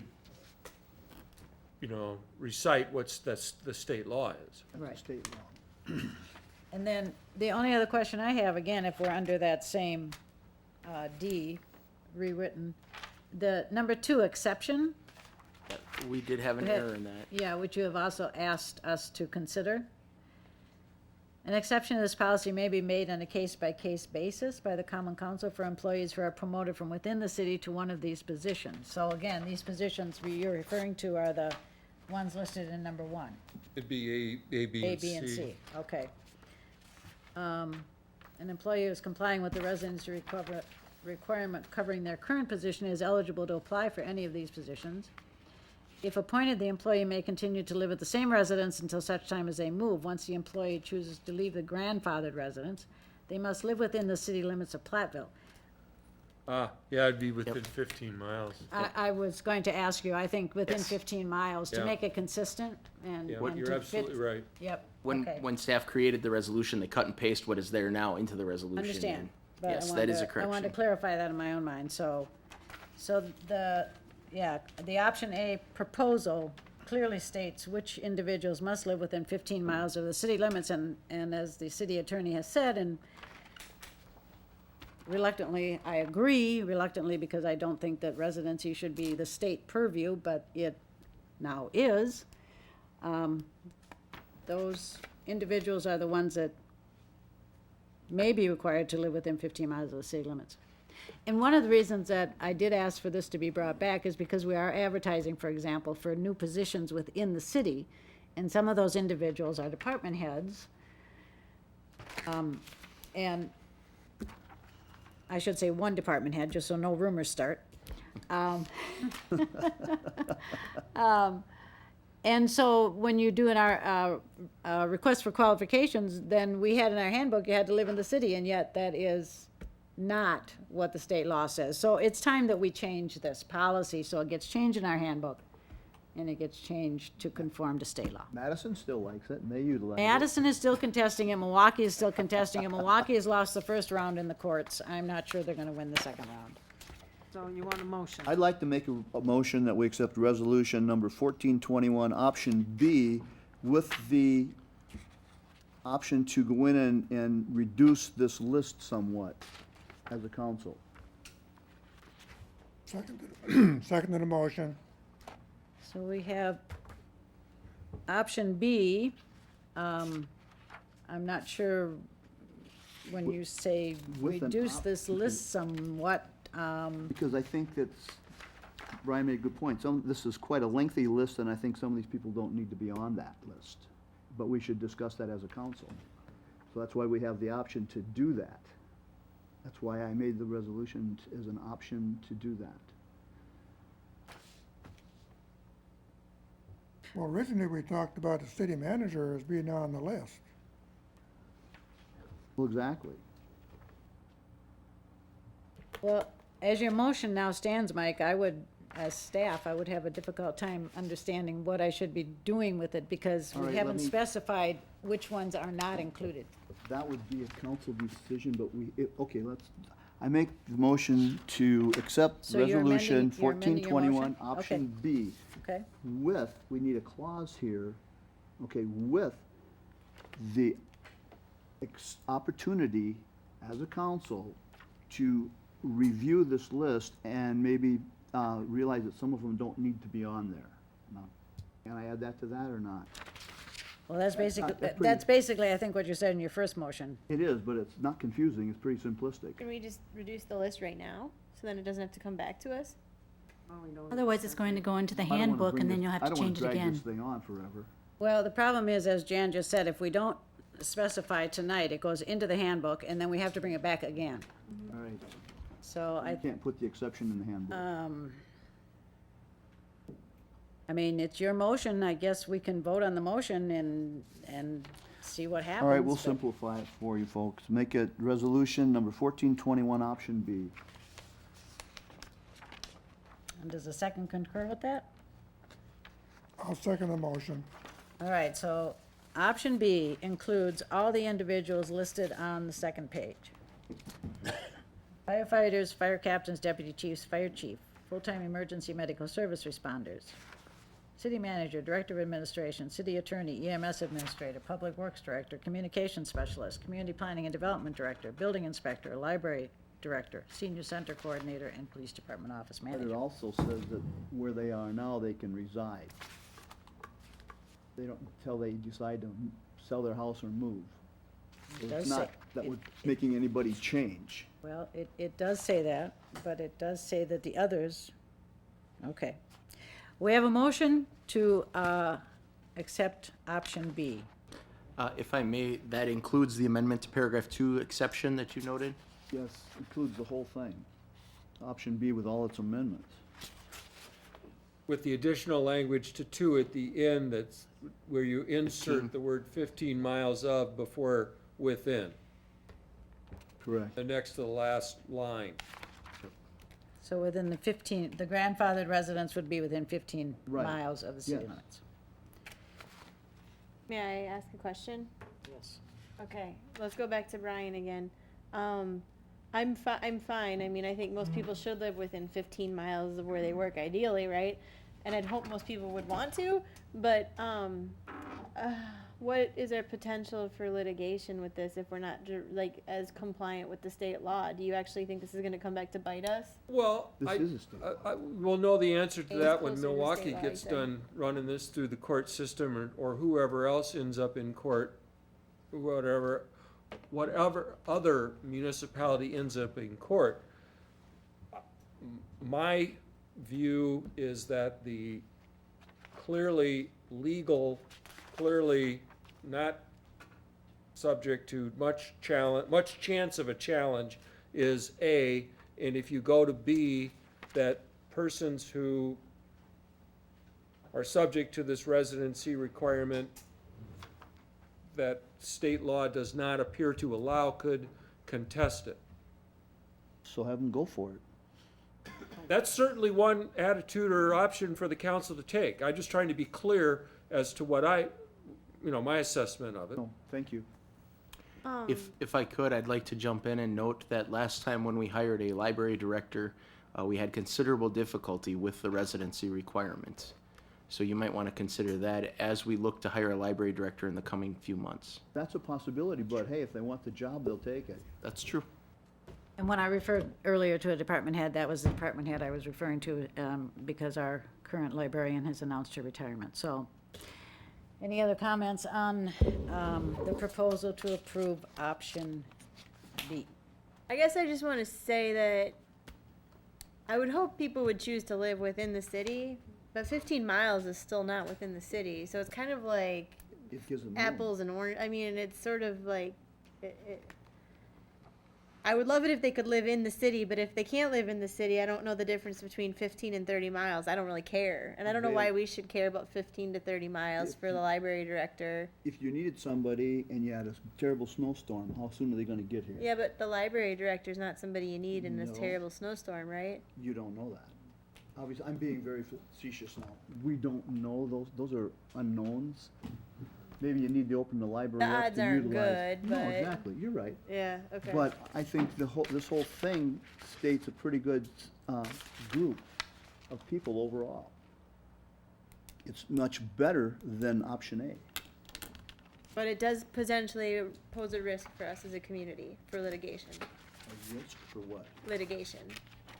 Go for That's it. what Brian was Well, saying. exactly, but go for it, we'll wait and see. Just one clarification, does our personnel employee handbook include all these individuals under D on option B? Do you happen to know that? Does the handbook govern them? Require residency of all these individuals? I do not believe so. For example, the one that sticks out is the police department office manager. I do not believe that that is a required residency position because it is not a department head. And I think that's my concern. Communication We're specialist. including people that aren't even in our employee handbook right now and making them all of a sudden under a residency requirement. Once again, it's 15 miles. not It is 6. 15 miles, okay. Or where they live now. It's not gonna change. They could live 20 miles away, but it would still stay the same until they move. I understand that, Mike. I just don't know why we want to make that change in our employee handbook. Any other comments? Otherwise, we're going to vote. Dan? Killian, Yes. Nichols, No. Seaboth, No. Den, Yes, Doss, I'm sorry, she's gone, Stackhausen, No, and Bonin. No. Motion fails. Motion I fails. move that we take option A Second. as stated. And I'll explain that is the staff's recommendation. And they put many hours into but reviewing the law. We have a motion and a second. Any other comments? not gonna do any good. And including the exception, or the change for the 15 miles, Yes. correct? Okay. Killian, No. Nichols, Yes. Seaboth, Yes. Den, No, Stackhausen, Yes. Bonin, Yes. motion carries. Next item is the Resolution 1422, the Compliance Maintenance Annual Report for the Wastewater Treatment Plant. Howard? Yes. This is an annual requirement. We're supposed to submit this report by June 30th of every year to the DNR. It's a report, self-report on the condition of our treatment plant, our collection system, the experience of our personnel, and our financial and managerial capacity to run the system. Our treatment plant is in excellent condition based on the expertise and professionalism of our operators down there at the wastewater plant. Our system graded an A in all areas for 2013. And so the Water and Sewer Commission has reviewed the CMAR and recommends that the Common Council approve this resolution.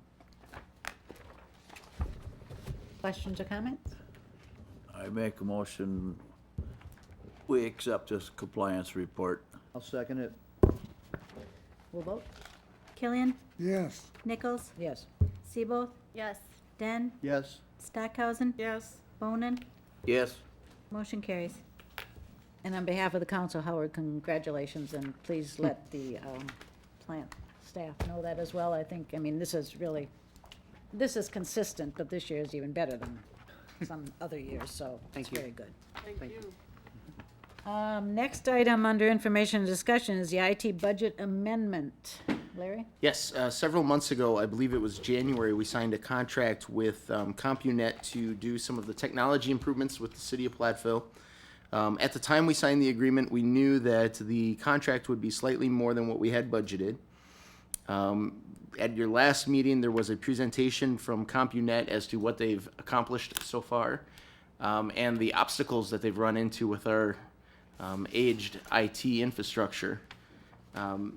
Having gone through this and been working with CompuNet, I recognize that the IT concerns are still pretty significant. We run, I believe it was 15 different PCs running Windows XP, which is no longer even maintained. So we're going to be needing to replace a significant number of desktop computers yet. Having said that, I think that we are making progress and that things are improving.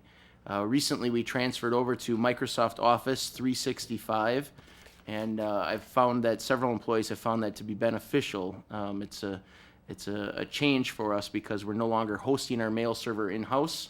It's all going to the cloud, and we're finding that to be perhaps more reliable. Our mail server did go down on Saturday, and it just wasn't possible to bring it back.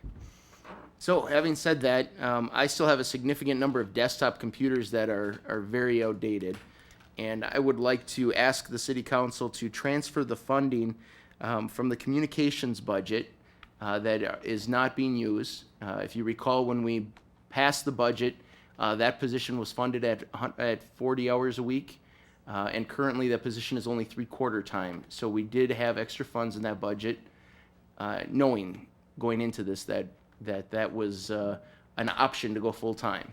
At this point, we don't plan to go full-time, and so I'd like to reappropriate that money to help pay for some of the computer improvements for our community. Majority of this money would go to pay for additional desktop computers. The remainder of it would be used to help cover the remainder of the contract with CompuNet. Quick question for you, Larry. Yep. Did you say 3/4, or I thought it was half? It's not half, it's 3/4?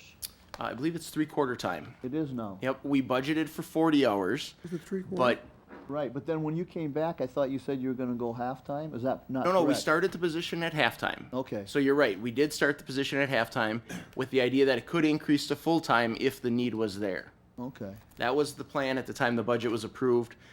We did recognize the need to add additional hours to that position.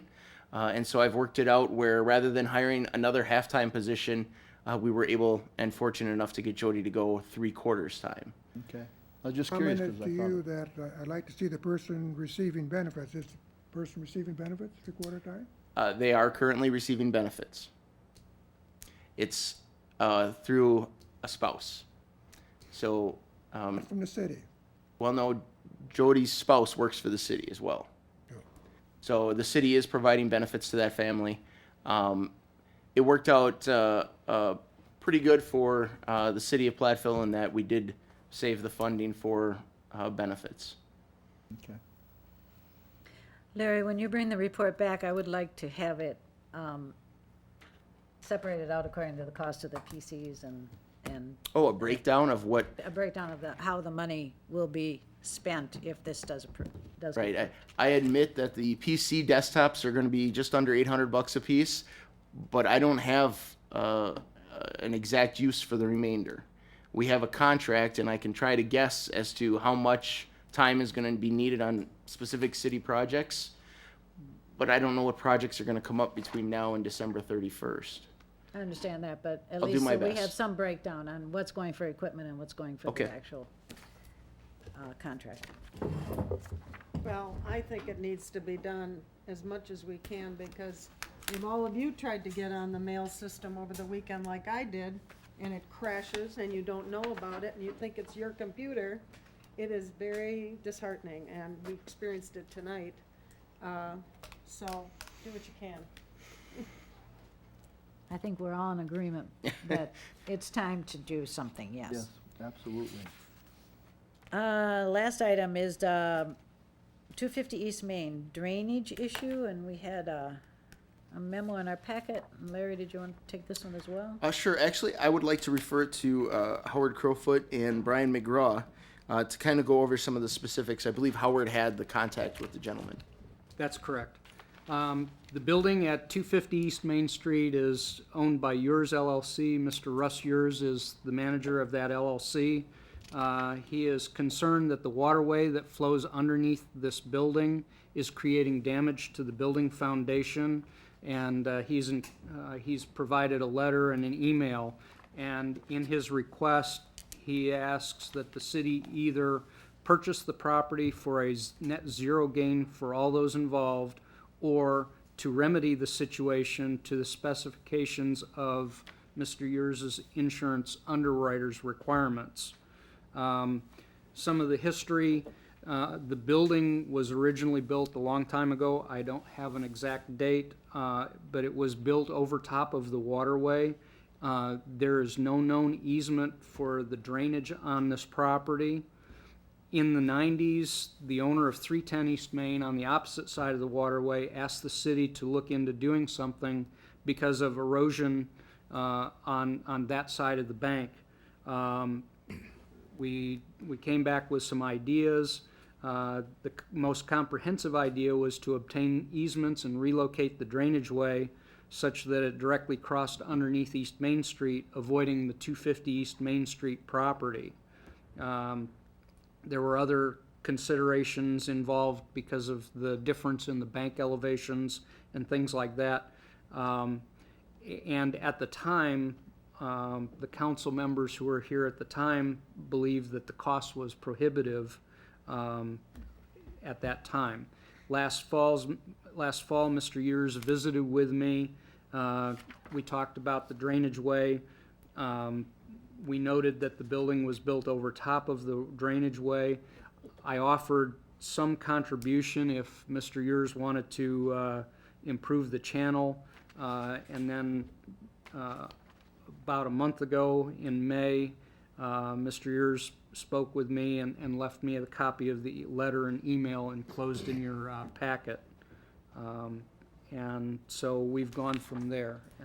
In my review of the matter, I did discuss with staff to get some more background, as Howard has indicated.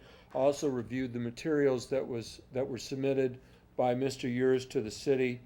My initial review of the facts and case law does not disclose a basis upon which the city is liable for the conditions that exist on the property that's owned by Yours LLC. My advice is to the council is to respond to the claim with the understanding the city is probably not legally obligated to take any action with respect to this matter. Questions? Is the gentleman here tonight? Yes. Mr. Yurs, do you have any comments you'd like to make? You certainly may. You'll have to do it at the microphone, please.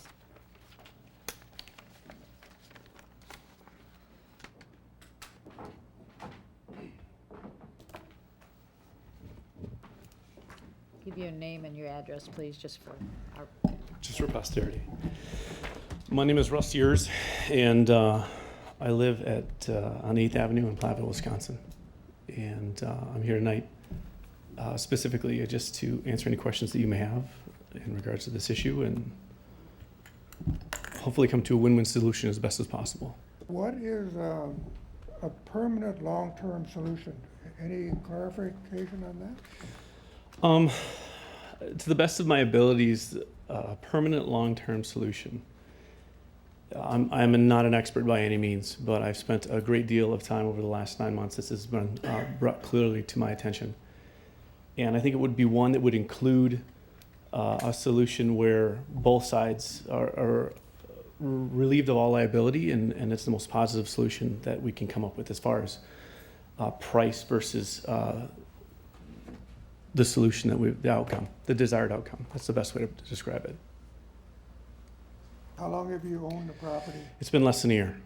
This was, this was a complete jump off for me as far as something that I've been in this town for almost 20 years and working and doing real estate, and then this was something very personal to me that I went in quite heavily with, and it was something that was close to my heart, and I went in aggressively with it to achieve the goal.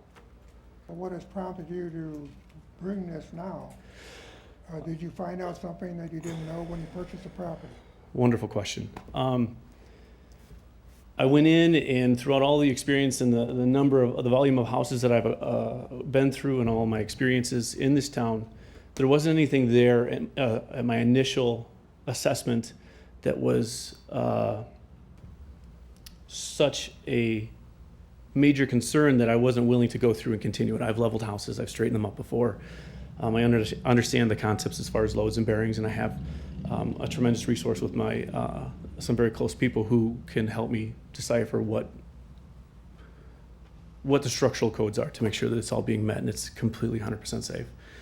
Then going into the build out shortly after the purchase in July, somewhere in the basement region towards September, it was brought to my attention that it was literally an open creek going through the basement and not enclosed, not in a tube, and there was nothing there. And then there was some substantial erosion problems and issues that had happened and occurred. And what prompted the investigation was that we needed to fix the floor and repair the floor when we were going through it. We pulled down some of the cosmetics that were hiding the columns, and we noticed that the columns were all tipped to the east.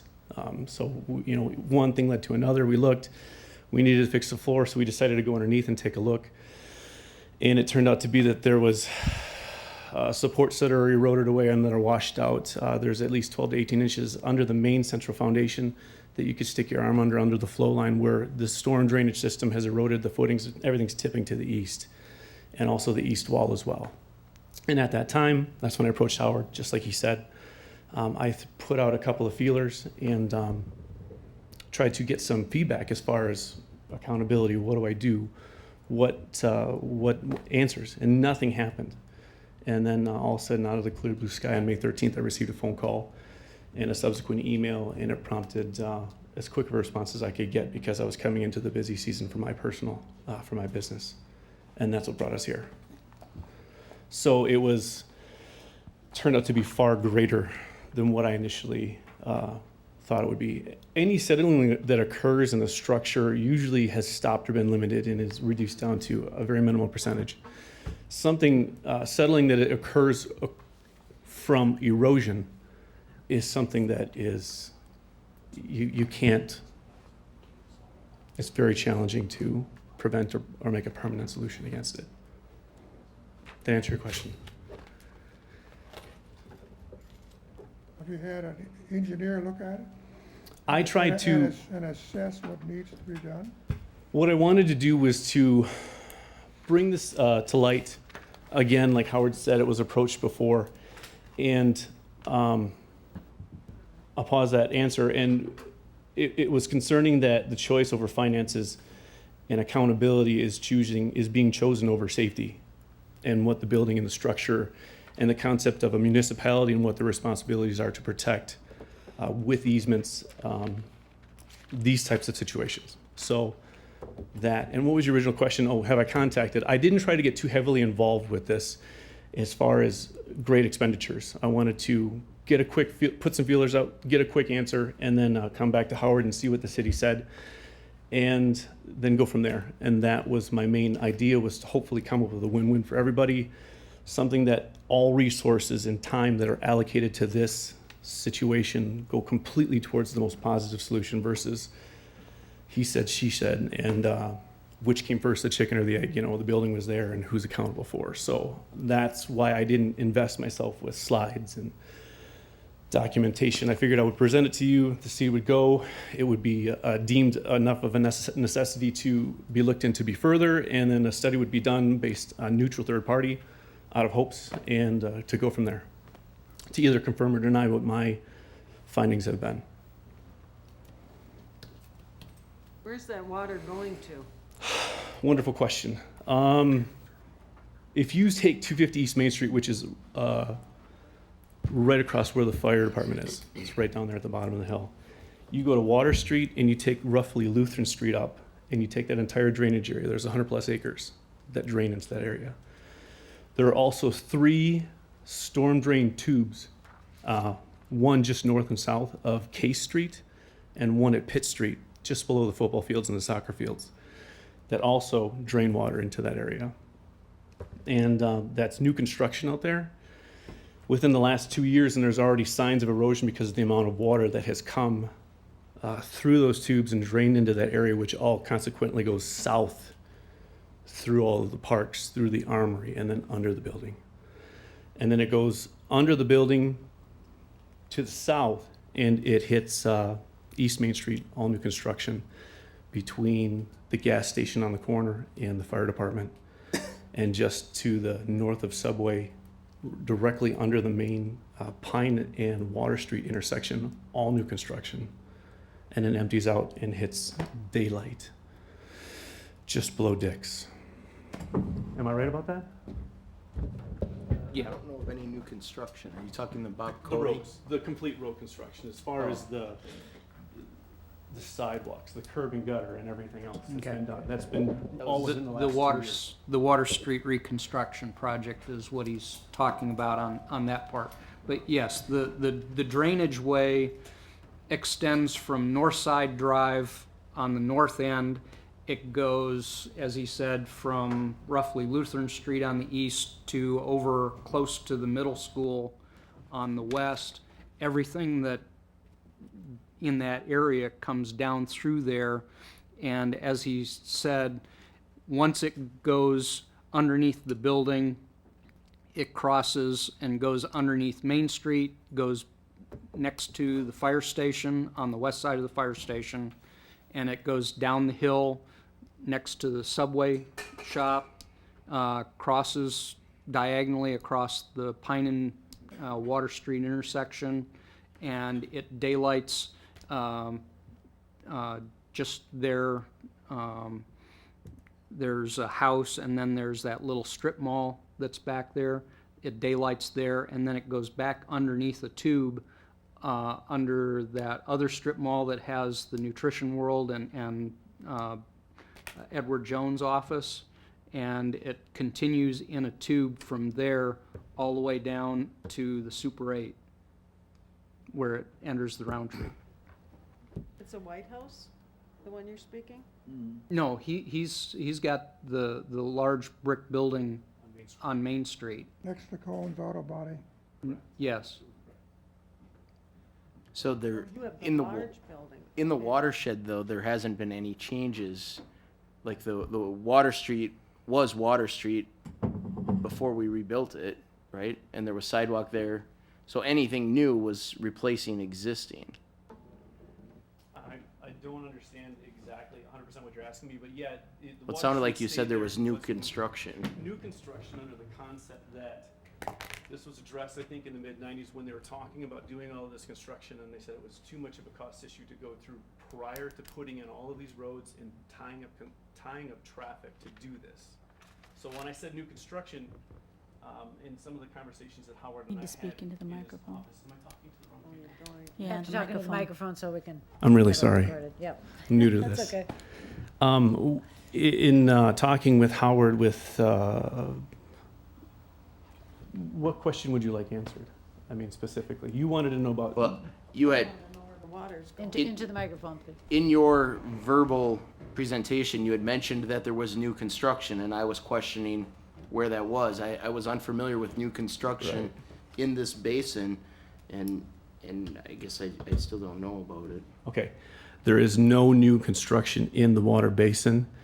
All of the new construction that I referenced verbally just a few seconds ago is completely in reference to the roads. Okay. East Main Street, Water Street, and Pine Street, which are impacted by any decision to fix drainage south of the building, to remove the bottleneck, to improve the flow line, and actually put, like Howard said, with every other location, there are tubes in place. There's nothing in place under the building. It's open construction. There's actually a wooden barrel that was filled with concrete for support, and it's a creek under a building. And it has two 90-degree turns, which create a bottleneck. They swirl, they flow, they've eroded everything underneath of the building, and it's causing it to tip.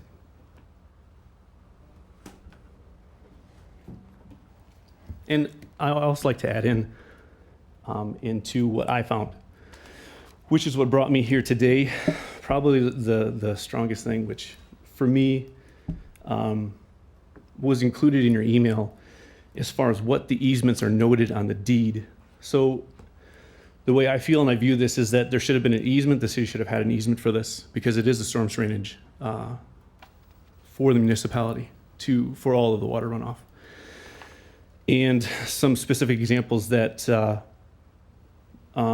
easement is required for are basically to prevent any upstream flooding if somebody builds a dam and dams it, which if I put a dam in the back part of the property line would cause subsequent damage, which is what the easement and the municipality is responsible for protecting, other people's private property. Same concept with the flow line south of there.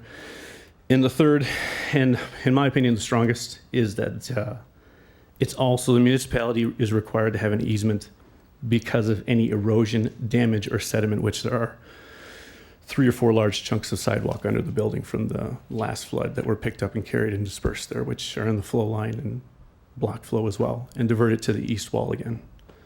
So those were some of the requirements that they just quickly put out there, the engineers and the professionals that I talked to, and it seemed to make enough sense and be pretty academic at this point to come to the city again a second time, and hopefully we could reach a very happy solution.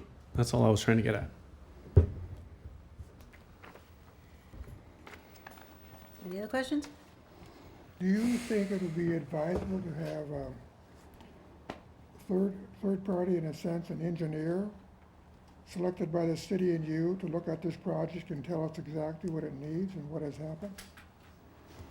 I think at this point, something definitely needs to be done. And the scope of what needs to be done is far outside of the realm of what I can possibly capably cover. And number two, I feel very strongly that because of the storm water from the city running under the building, I shouldn't have to do it anyways. There should have been an easement. It should have been attached to the deed. The whole transaction never would have happened. Or it should have at least been in a tube at a minimum. So do I think getting a third party involved? I am for any solution that makes you as confident and as happy and as, to make the solution that's best for you. I feel very confident that if anybody sees what's going on with pictures and what's going through it in a neutral third party, this is not going to be much of a discussion. This is pretty academic.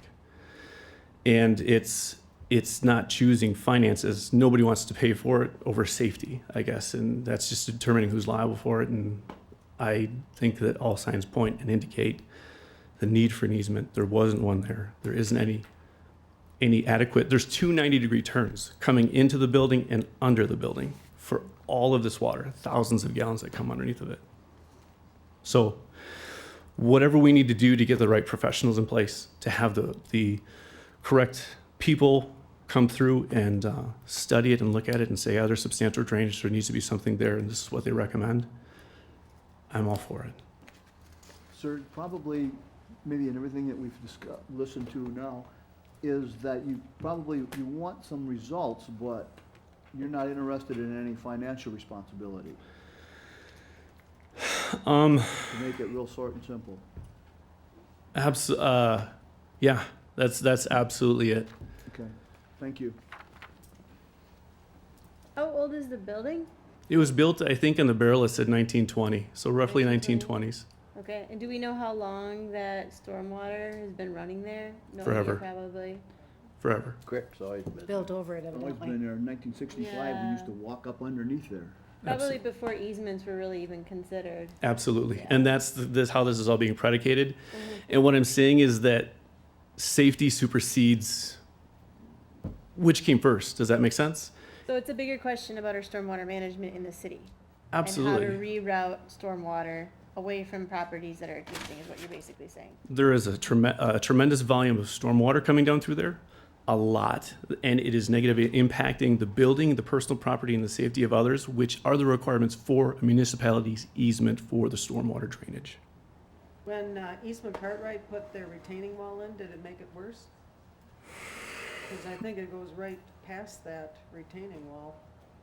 I'm just asking. No. It's a great question. I don't think it would be any 90. I was just, I've really pondered this an exceptional amount of time because I never wanted to step forward and create any rifts, any waves. I don't want to be the bad guy. I don't like my name in the paper.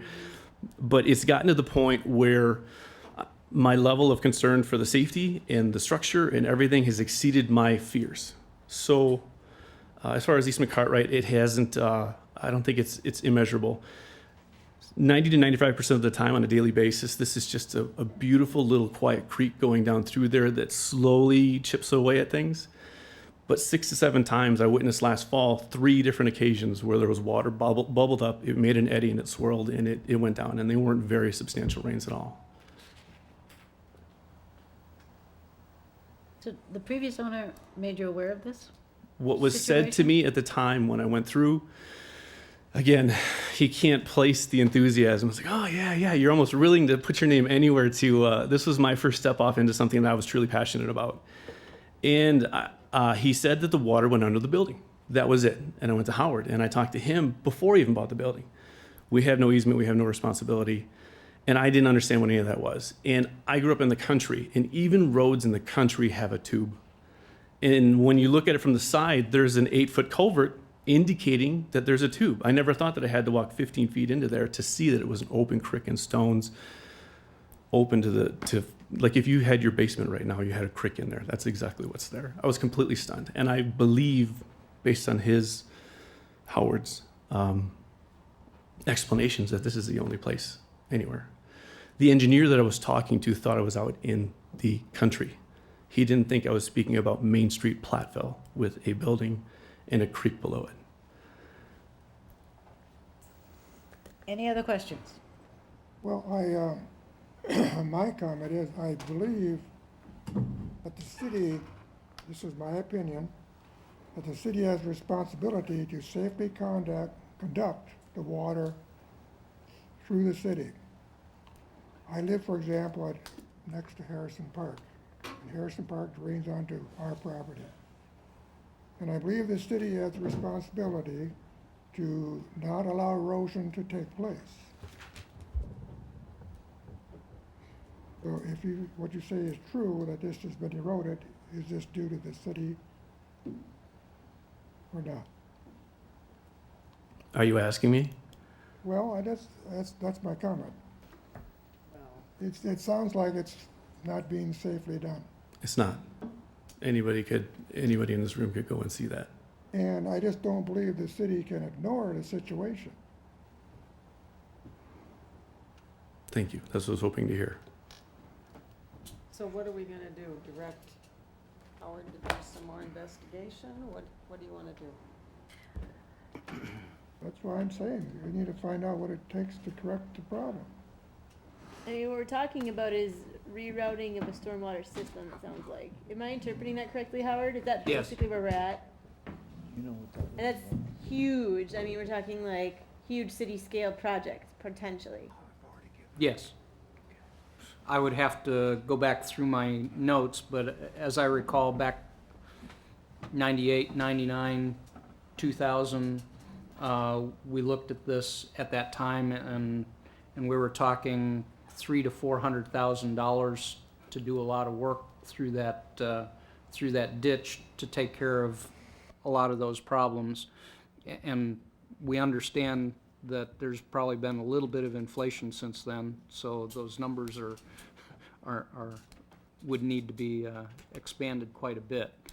Now, it also depends on what we want to look at, as far as now or future or anything like that. If we're going to do something to relocate the drainage way so that it's no longer underneath this building, then the next question is, do we do it in such a way that a future council could potentially put a fire station over this drainage way? And then Hypothetical? yeah, another one of those hypothetical situations, and then we're starting to talk about more and more and more money, and how far do you go? When I looked at this back 16, 17 years ago, as Mr. Years says, there's a small section of corrugated pipe, and then it opens up so that there's no containment. And then as it continues downstream, there are what I would consider cobbled together pieces, where somebody would develop a piece of property and they would throw 50 feet of some tubing in, and then the next person would try to jam something together, make a connection, and then stick another 40 or 50 feet of tubing on it. You know, some might be square tubing, some might be round, some is oval, and that transition between those is literally cobbled together. So it's very Related- difficult. Is this technically, Russ, is your property technically on a floodplain? Is that what we consider it with a flood map? It is not in a floodplain. Technically not I a can, floodplain? I can say Okay. that. Thanks, Howard. The It's just a drainage way, The- technically. it's a drainage way, and it is not technically on a flood insurance rate map that Those are really old and haven't been updated in forever, but, okay. it. There are places in there you could actually walk down and almost make it to the post office, because I've done that. When we were kids, we walked that whole way. To fix this, just to give you an idea, we're gonna have to dig up a lot of roadways to put this thing in pipe underground, if you were gonna do that, all the way across, correct? That's one of the potential issues, and I believe that that's part of the reason why the common councils back in that time period decided to defer any discussion or any action on that. I also think that this is a can of worms, right? Because you're definitely not the only property in town that's affected by stormwater. And if we go down a road with this, it becomes, well, they did it for that property. I don't know, because on the plan commission, I remember several years ago, we reviewed a similar request for a residential house in the west central part of town that was affected by stormwater, and I don't think we did anything about it because it was their personal problem. Right? Does that sound like a reoccurring conversation that we have? This is a whole different can of worms than anything else that's been taken care of, done. But I think in answer to Amy's point, obviously, I think that you are correct, because if the memo clearly states that, in the opinion of our attorney, the city is not liable in this instance. I disagree with that. Okay. What's The gonna city has happen if his responsibility. building collapses? Pardon? No, go on. This is stormwater management. Some of this is spring flow, but a high percentage of this is stormwater flow. So At we're what talking point- about stormwater management in the city, and this is the situation. And the question that you need to answer is, at what point does that water become the city's problem? The flowage of the water, That's what that's really the fundamental question, is yes, it's stormwater runoff, but not all stormwater runoff is the city's problem. In the sense of being liable to fix a problem, which is what you're asking me. Yeah, Now, but- if you want to say as a council, we believe that it's necessary for all these other reasons to fix this problem, that's out of my bailiwick. Mine is legally, are you responsible? And then I've answered that part. If you have other concerns, that's your bailiwick. I have a related question that maybe can start getting at this. We're reviewing our stormwater management plan for the city. Did we finalize adoption of that? Yes, a while ago? No. No. This is very related. Are there ways that some initiatives we were maybe potentially taking on as part of that new stormwater management plan, would that be related to this? Or could it be? I don't think so. Private property.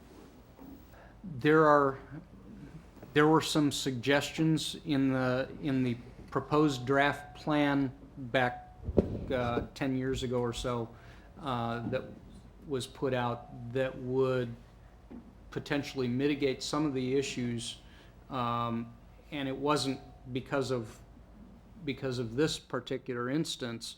One of the suggestions in that plan, for example, was to create a stormwater retention pond in that area of what is now high school property, just east of Water Street and north of Madison Street in that large open area. If something like that were to happen, the idea was that that would be there for pollutant reduction.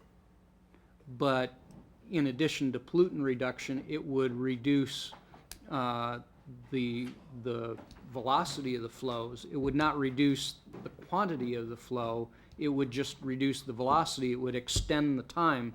So in a storm, when we have these thousands or millions of gallons that go through this drainage way, and a couple hours after a storm is done, the waterway is significantly down. When you put in a retention pond, what it would do is it would slowly release a lot of that water so that it would not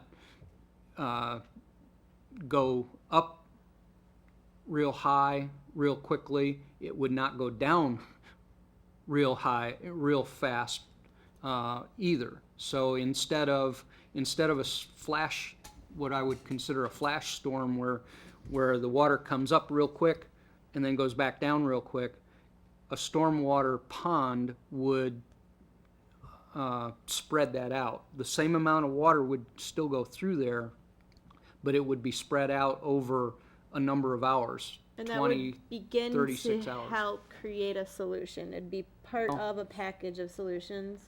That would be a part of one. What it would do is it would probably slow down any erosion that's continuing to occur. It doesn't fix any erosion that may or may not be happening under the building. It would just slow down any progression of any erosion. And that stormwater management pond, that stormwater pond would theoretically be something we might need to do eventually anyhow to get to a compliance level with the state's DNI regulations. Possibly, Okay. but not necessarily. In the plan that was produced back then, the city would have been required to meet a 40% reduction of solids, of pollutants, and under the new law and regulation, we have to meet a 20% reduction. So that pond may or may not be required in order to meet the lower regulation. Okay. The pond would work good above, but between the high school area and where his building is, there's a lot more water coming from different places. So you wouldn't touch that. That's correct. If I may say something really quick, there was a lot of things that were thrown out, and in response to Brian's answer, where does the city become accountable, and how you were talking about as well, something was denied. It's beyond to have an open creek and down, there's no tube, there's no nothing. I can understand there are certain circumstances where liability is not, the city's not liable. I would totally agree with that. But because there's no formal structure there set up to reroute and protect the foundation or the integrity of the building, and it is the city's, stormwater, I do feel very strongly that there is an accountability there that is being missed. As far as some possible solutions and what you're talking about in the retention ponds that they're speaking of, I think those are all great future possibilities. At the length of the thinking that I've kind of come to and concluded, I have had spoken with some engineers and some design build teams if you're going to go in and try and fix it, either moving the stream or rerouting it to straighten the flow line under the building, I think you're going to reach such a substantial number to fix it, correct the flow line, fix the foundation, and redo the building and put the basement back in and all of those other things, that you're going to meet or exceed the value of what the building is. And in this instance, since there's so much how you're using the terminology can of worms, this is the most prominent, this is the most important aspect of all of this. Everything else is kind of cobbled together, but this is in safety and integrity of the building is being compromised. This is, I think, a nice platform Where as far as a possible solution, if it is deemed that it is being affected, if it is deemed that it is a problem and there's an issue for safety, then the acquisition of the building and the removal of it alleviates all future liability, any problems, and allows a certain time frame for the city to do and to determine whatever it needs to do in the future with whatever else needs to happen. That's a platform, that solution I was trying to talk about as far as safety's met the fastest and the city's solution and requirements obligation is permanently met, and it puts them in a place where the situation is stabilized so that all future decisions down the road can be handled in a timely fashion, not in eminent fashion. Is that making sense? I understand what you're suggesting. It also, in my view, I'm not an attorney, then says the city has a responsibility to take care of this problem in this way. And I'm not sure, after reading the attorney's comments, that I would agree that the city is liable. So, Okay. and I think if you purchase the building, you're kind of indicating that the city is in some way liable, and that the solution then is to purchase the building. As I say, I'm not an attorney, so that's just my view. But in the interest of perhaps bringing this to some kind of conclusion this evening, this is on for information and discussion. The city attorney and city staff clearly state that, the Common Council should deny the claim. At the same time, there have been studies done in the past, and many of the council people are not aware of those studies. And so, Howard, I think at least for information for the rest of the council, some reference back to those studies so that we understand what was done before and the cost 16 years ago. But I don't think we're going to reach any kind of resolution, and I'm not sure that it is going to go on for action at this point, because, again, the city attorney has said, we're not liable. And Ken, I respect your view. I don't even disagree with the fact that it would be nice to find a solution to this, but we need more information if we're going to consider going forward with this. It would have to be, I think, part of the budget process, because we'd obviously have to agree as a city to address this issue. Brian, do you have something? Just one question. When the Mr. Yurs offers solution, one of which is purchase the property for a net zero gain for all those involved, what, and you don't need to answer this now, but what's that number that you say? It was deducted and concluded through it was derived two ways. The first one is, where is it? I'm sorry, I apologize. The standard state of Wisconsin offer to purchase contracts is 55% above assessed value. The assessed value is $227 on the market on the tax roll. That puts it at $352. When you factor in $352,000, both examples are really close numbers. Everything invested in the initial startup, this was put on a projection line of year three of making starting return of profit. So it was heavily loaded up front.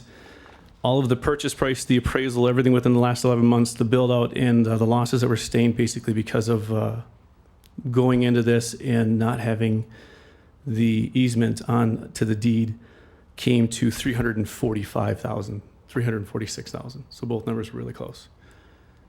So that puts it in a ballpark figure as far as where I was coming from. And what I'm going to do if the city declines, I have an insurance policy on it by the insurance underwriters, and they have an investment into the safety of the property. They say it's going to be there. I need to have it fixed, and that's my next move, is to approach them. And then they're going to come and use their team of experts, assess the situation, and then proceed from there. That's how I have to handle it, because it needs a resolution. Yeah, and this is only information and discussion tonight, so we can't take action anyway, so. No problem. Do you know if the next building to you is the Eagle Garage? Mm-hmm. Is that affected at all as far as the drainage? Is that far enough away? I can't say. Where it exits the building is at least 15 to 25 feet away from Cohen's building, so almost 30 feet, 25 to 30 feet away. where it goes in the flow line under the street of East Main Street. So there's enough area there to gentle the curve, relax it, and get it to go in and improve the flow line without, I wouldn't know. I'd have to have the professionals look at it, but it is about 25, 30 feet away. Creek actually goes under your southeast corner of your building then? It comes in on the northeast corner at about 25 feet in. It goes under 15 to 20 feet and then heads straight south for about another 40 feet, 50 feet. Oh, actually closer to 60. So it's under 2/3 of the building. About where that door is on the. Absolutely. Howard, the tunnel is still underneath all the streets where that water flows down in. When it used to be Weisenender's garage and kids used to play underneath there, that goes down into a tunnel and it just runs all the way on down till it gets down close to what used to be Quiznos, correct? Or is that tunnel not under there anymore? As I said, once it comes out from underneath this building, it goes underneath East Main Street and it heads kind of diagonally behind, next to the fire station, behind Subway, crosses underneath the Pine and Water intersection. It daylights just above where that, as you said, the Quiznos used to be, and it's an open ditch behind that building, and then it goes back into a culvert that goes underneath the building that houses Nutrition World, etc. And from there, it's totally enclosed until it dumps out into the Roundtree down by the Super 8. Yeah, that basically hasn't changed then in all those years. No. Okay. I used to play in it. All right, Thank you Thank you. very much. we need one more motion. I move- Get out of here. Adjourn? I second. Adjourn. We have a motion to adjourn. Dan will vote, second with Amy. Killian, Yes. Nichols, Yes. Seabold, Yes. Den, Yes. Stockhausen, Yes. Bonin, Yes. motion carries. Get away though. Yes. Yes, I do.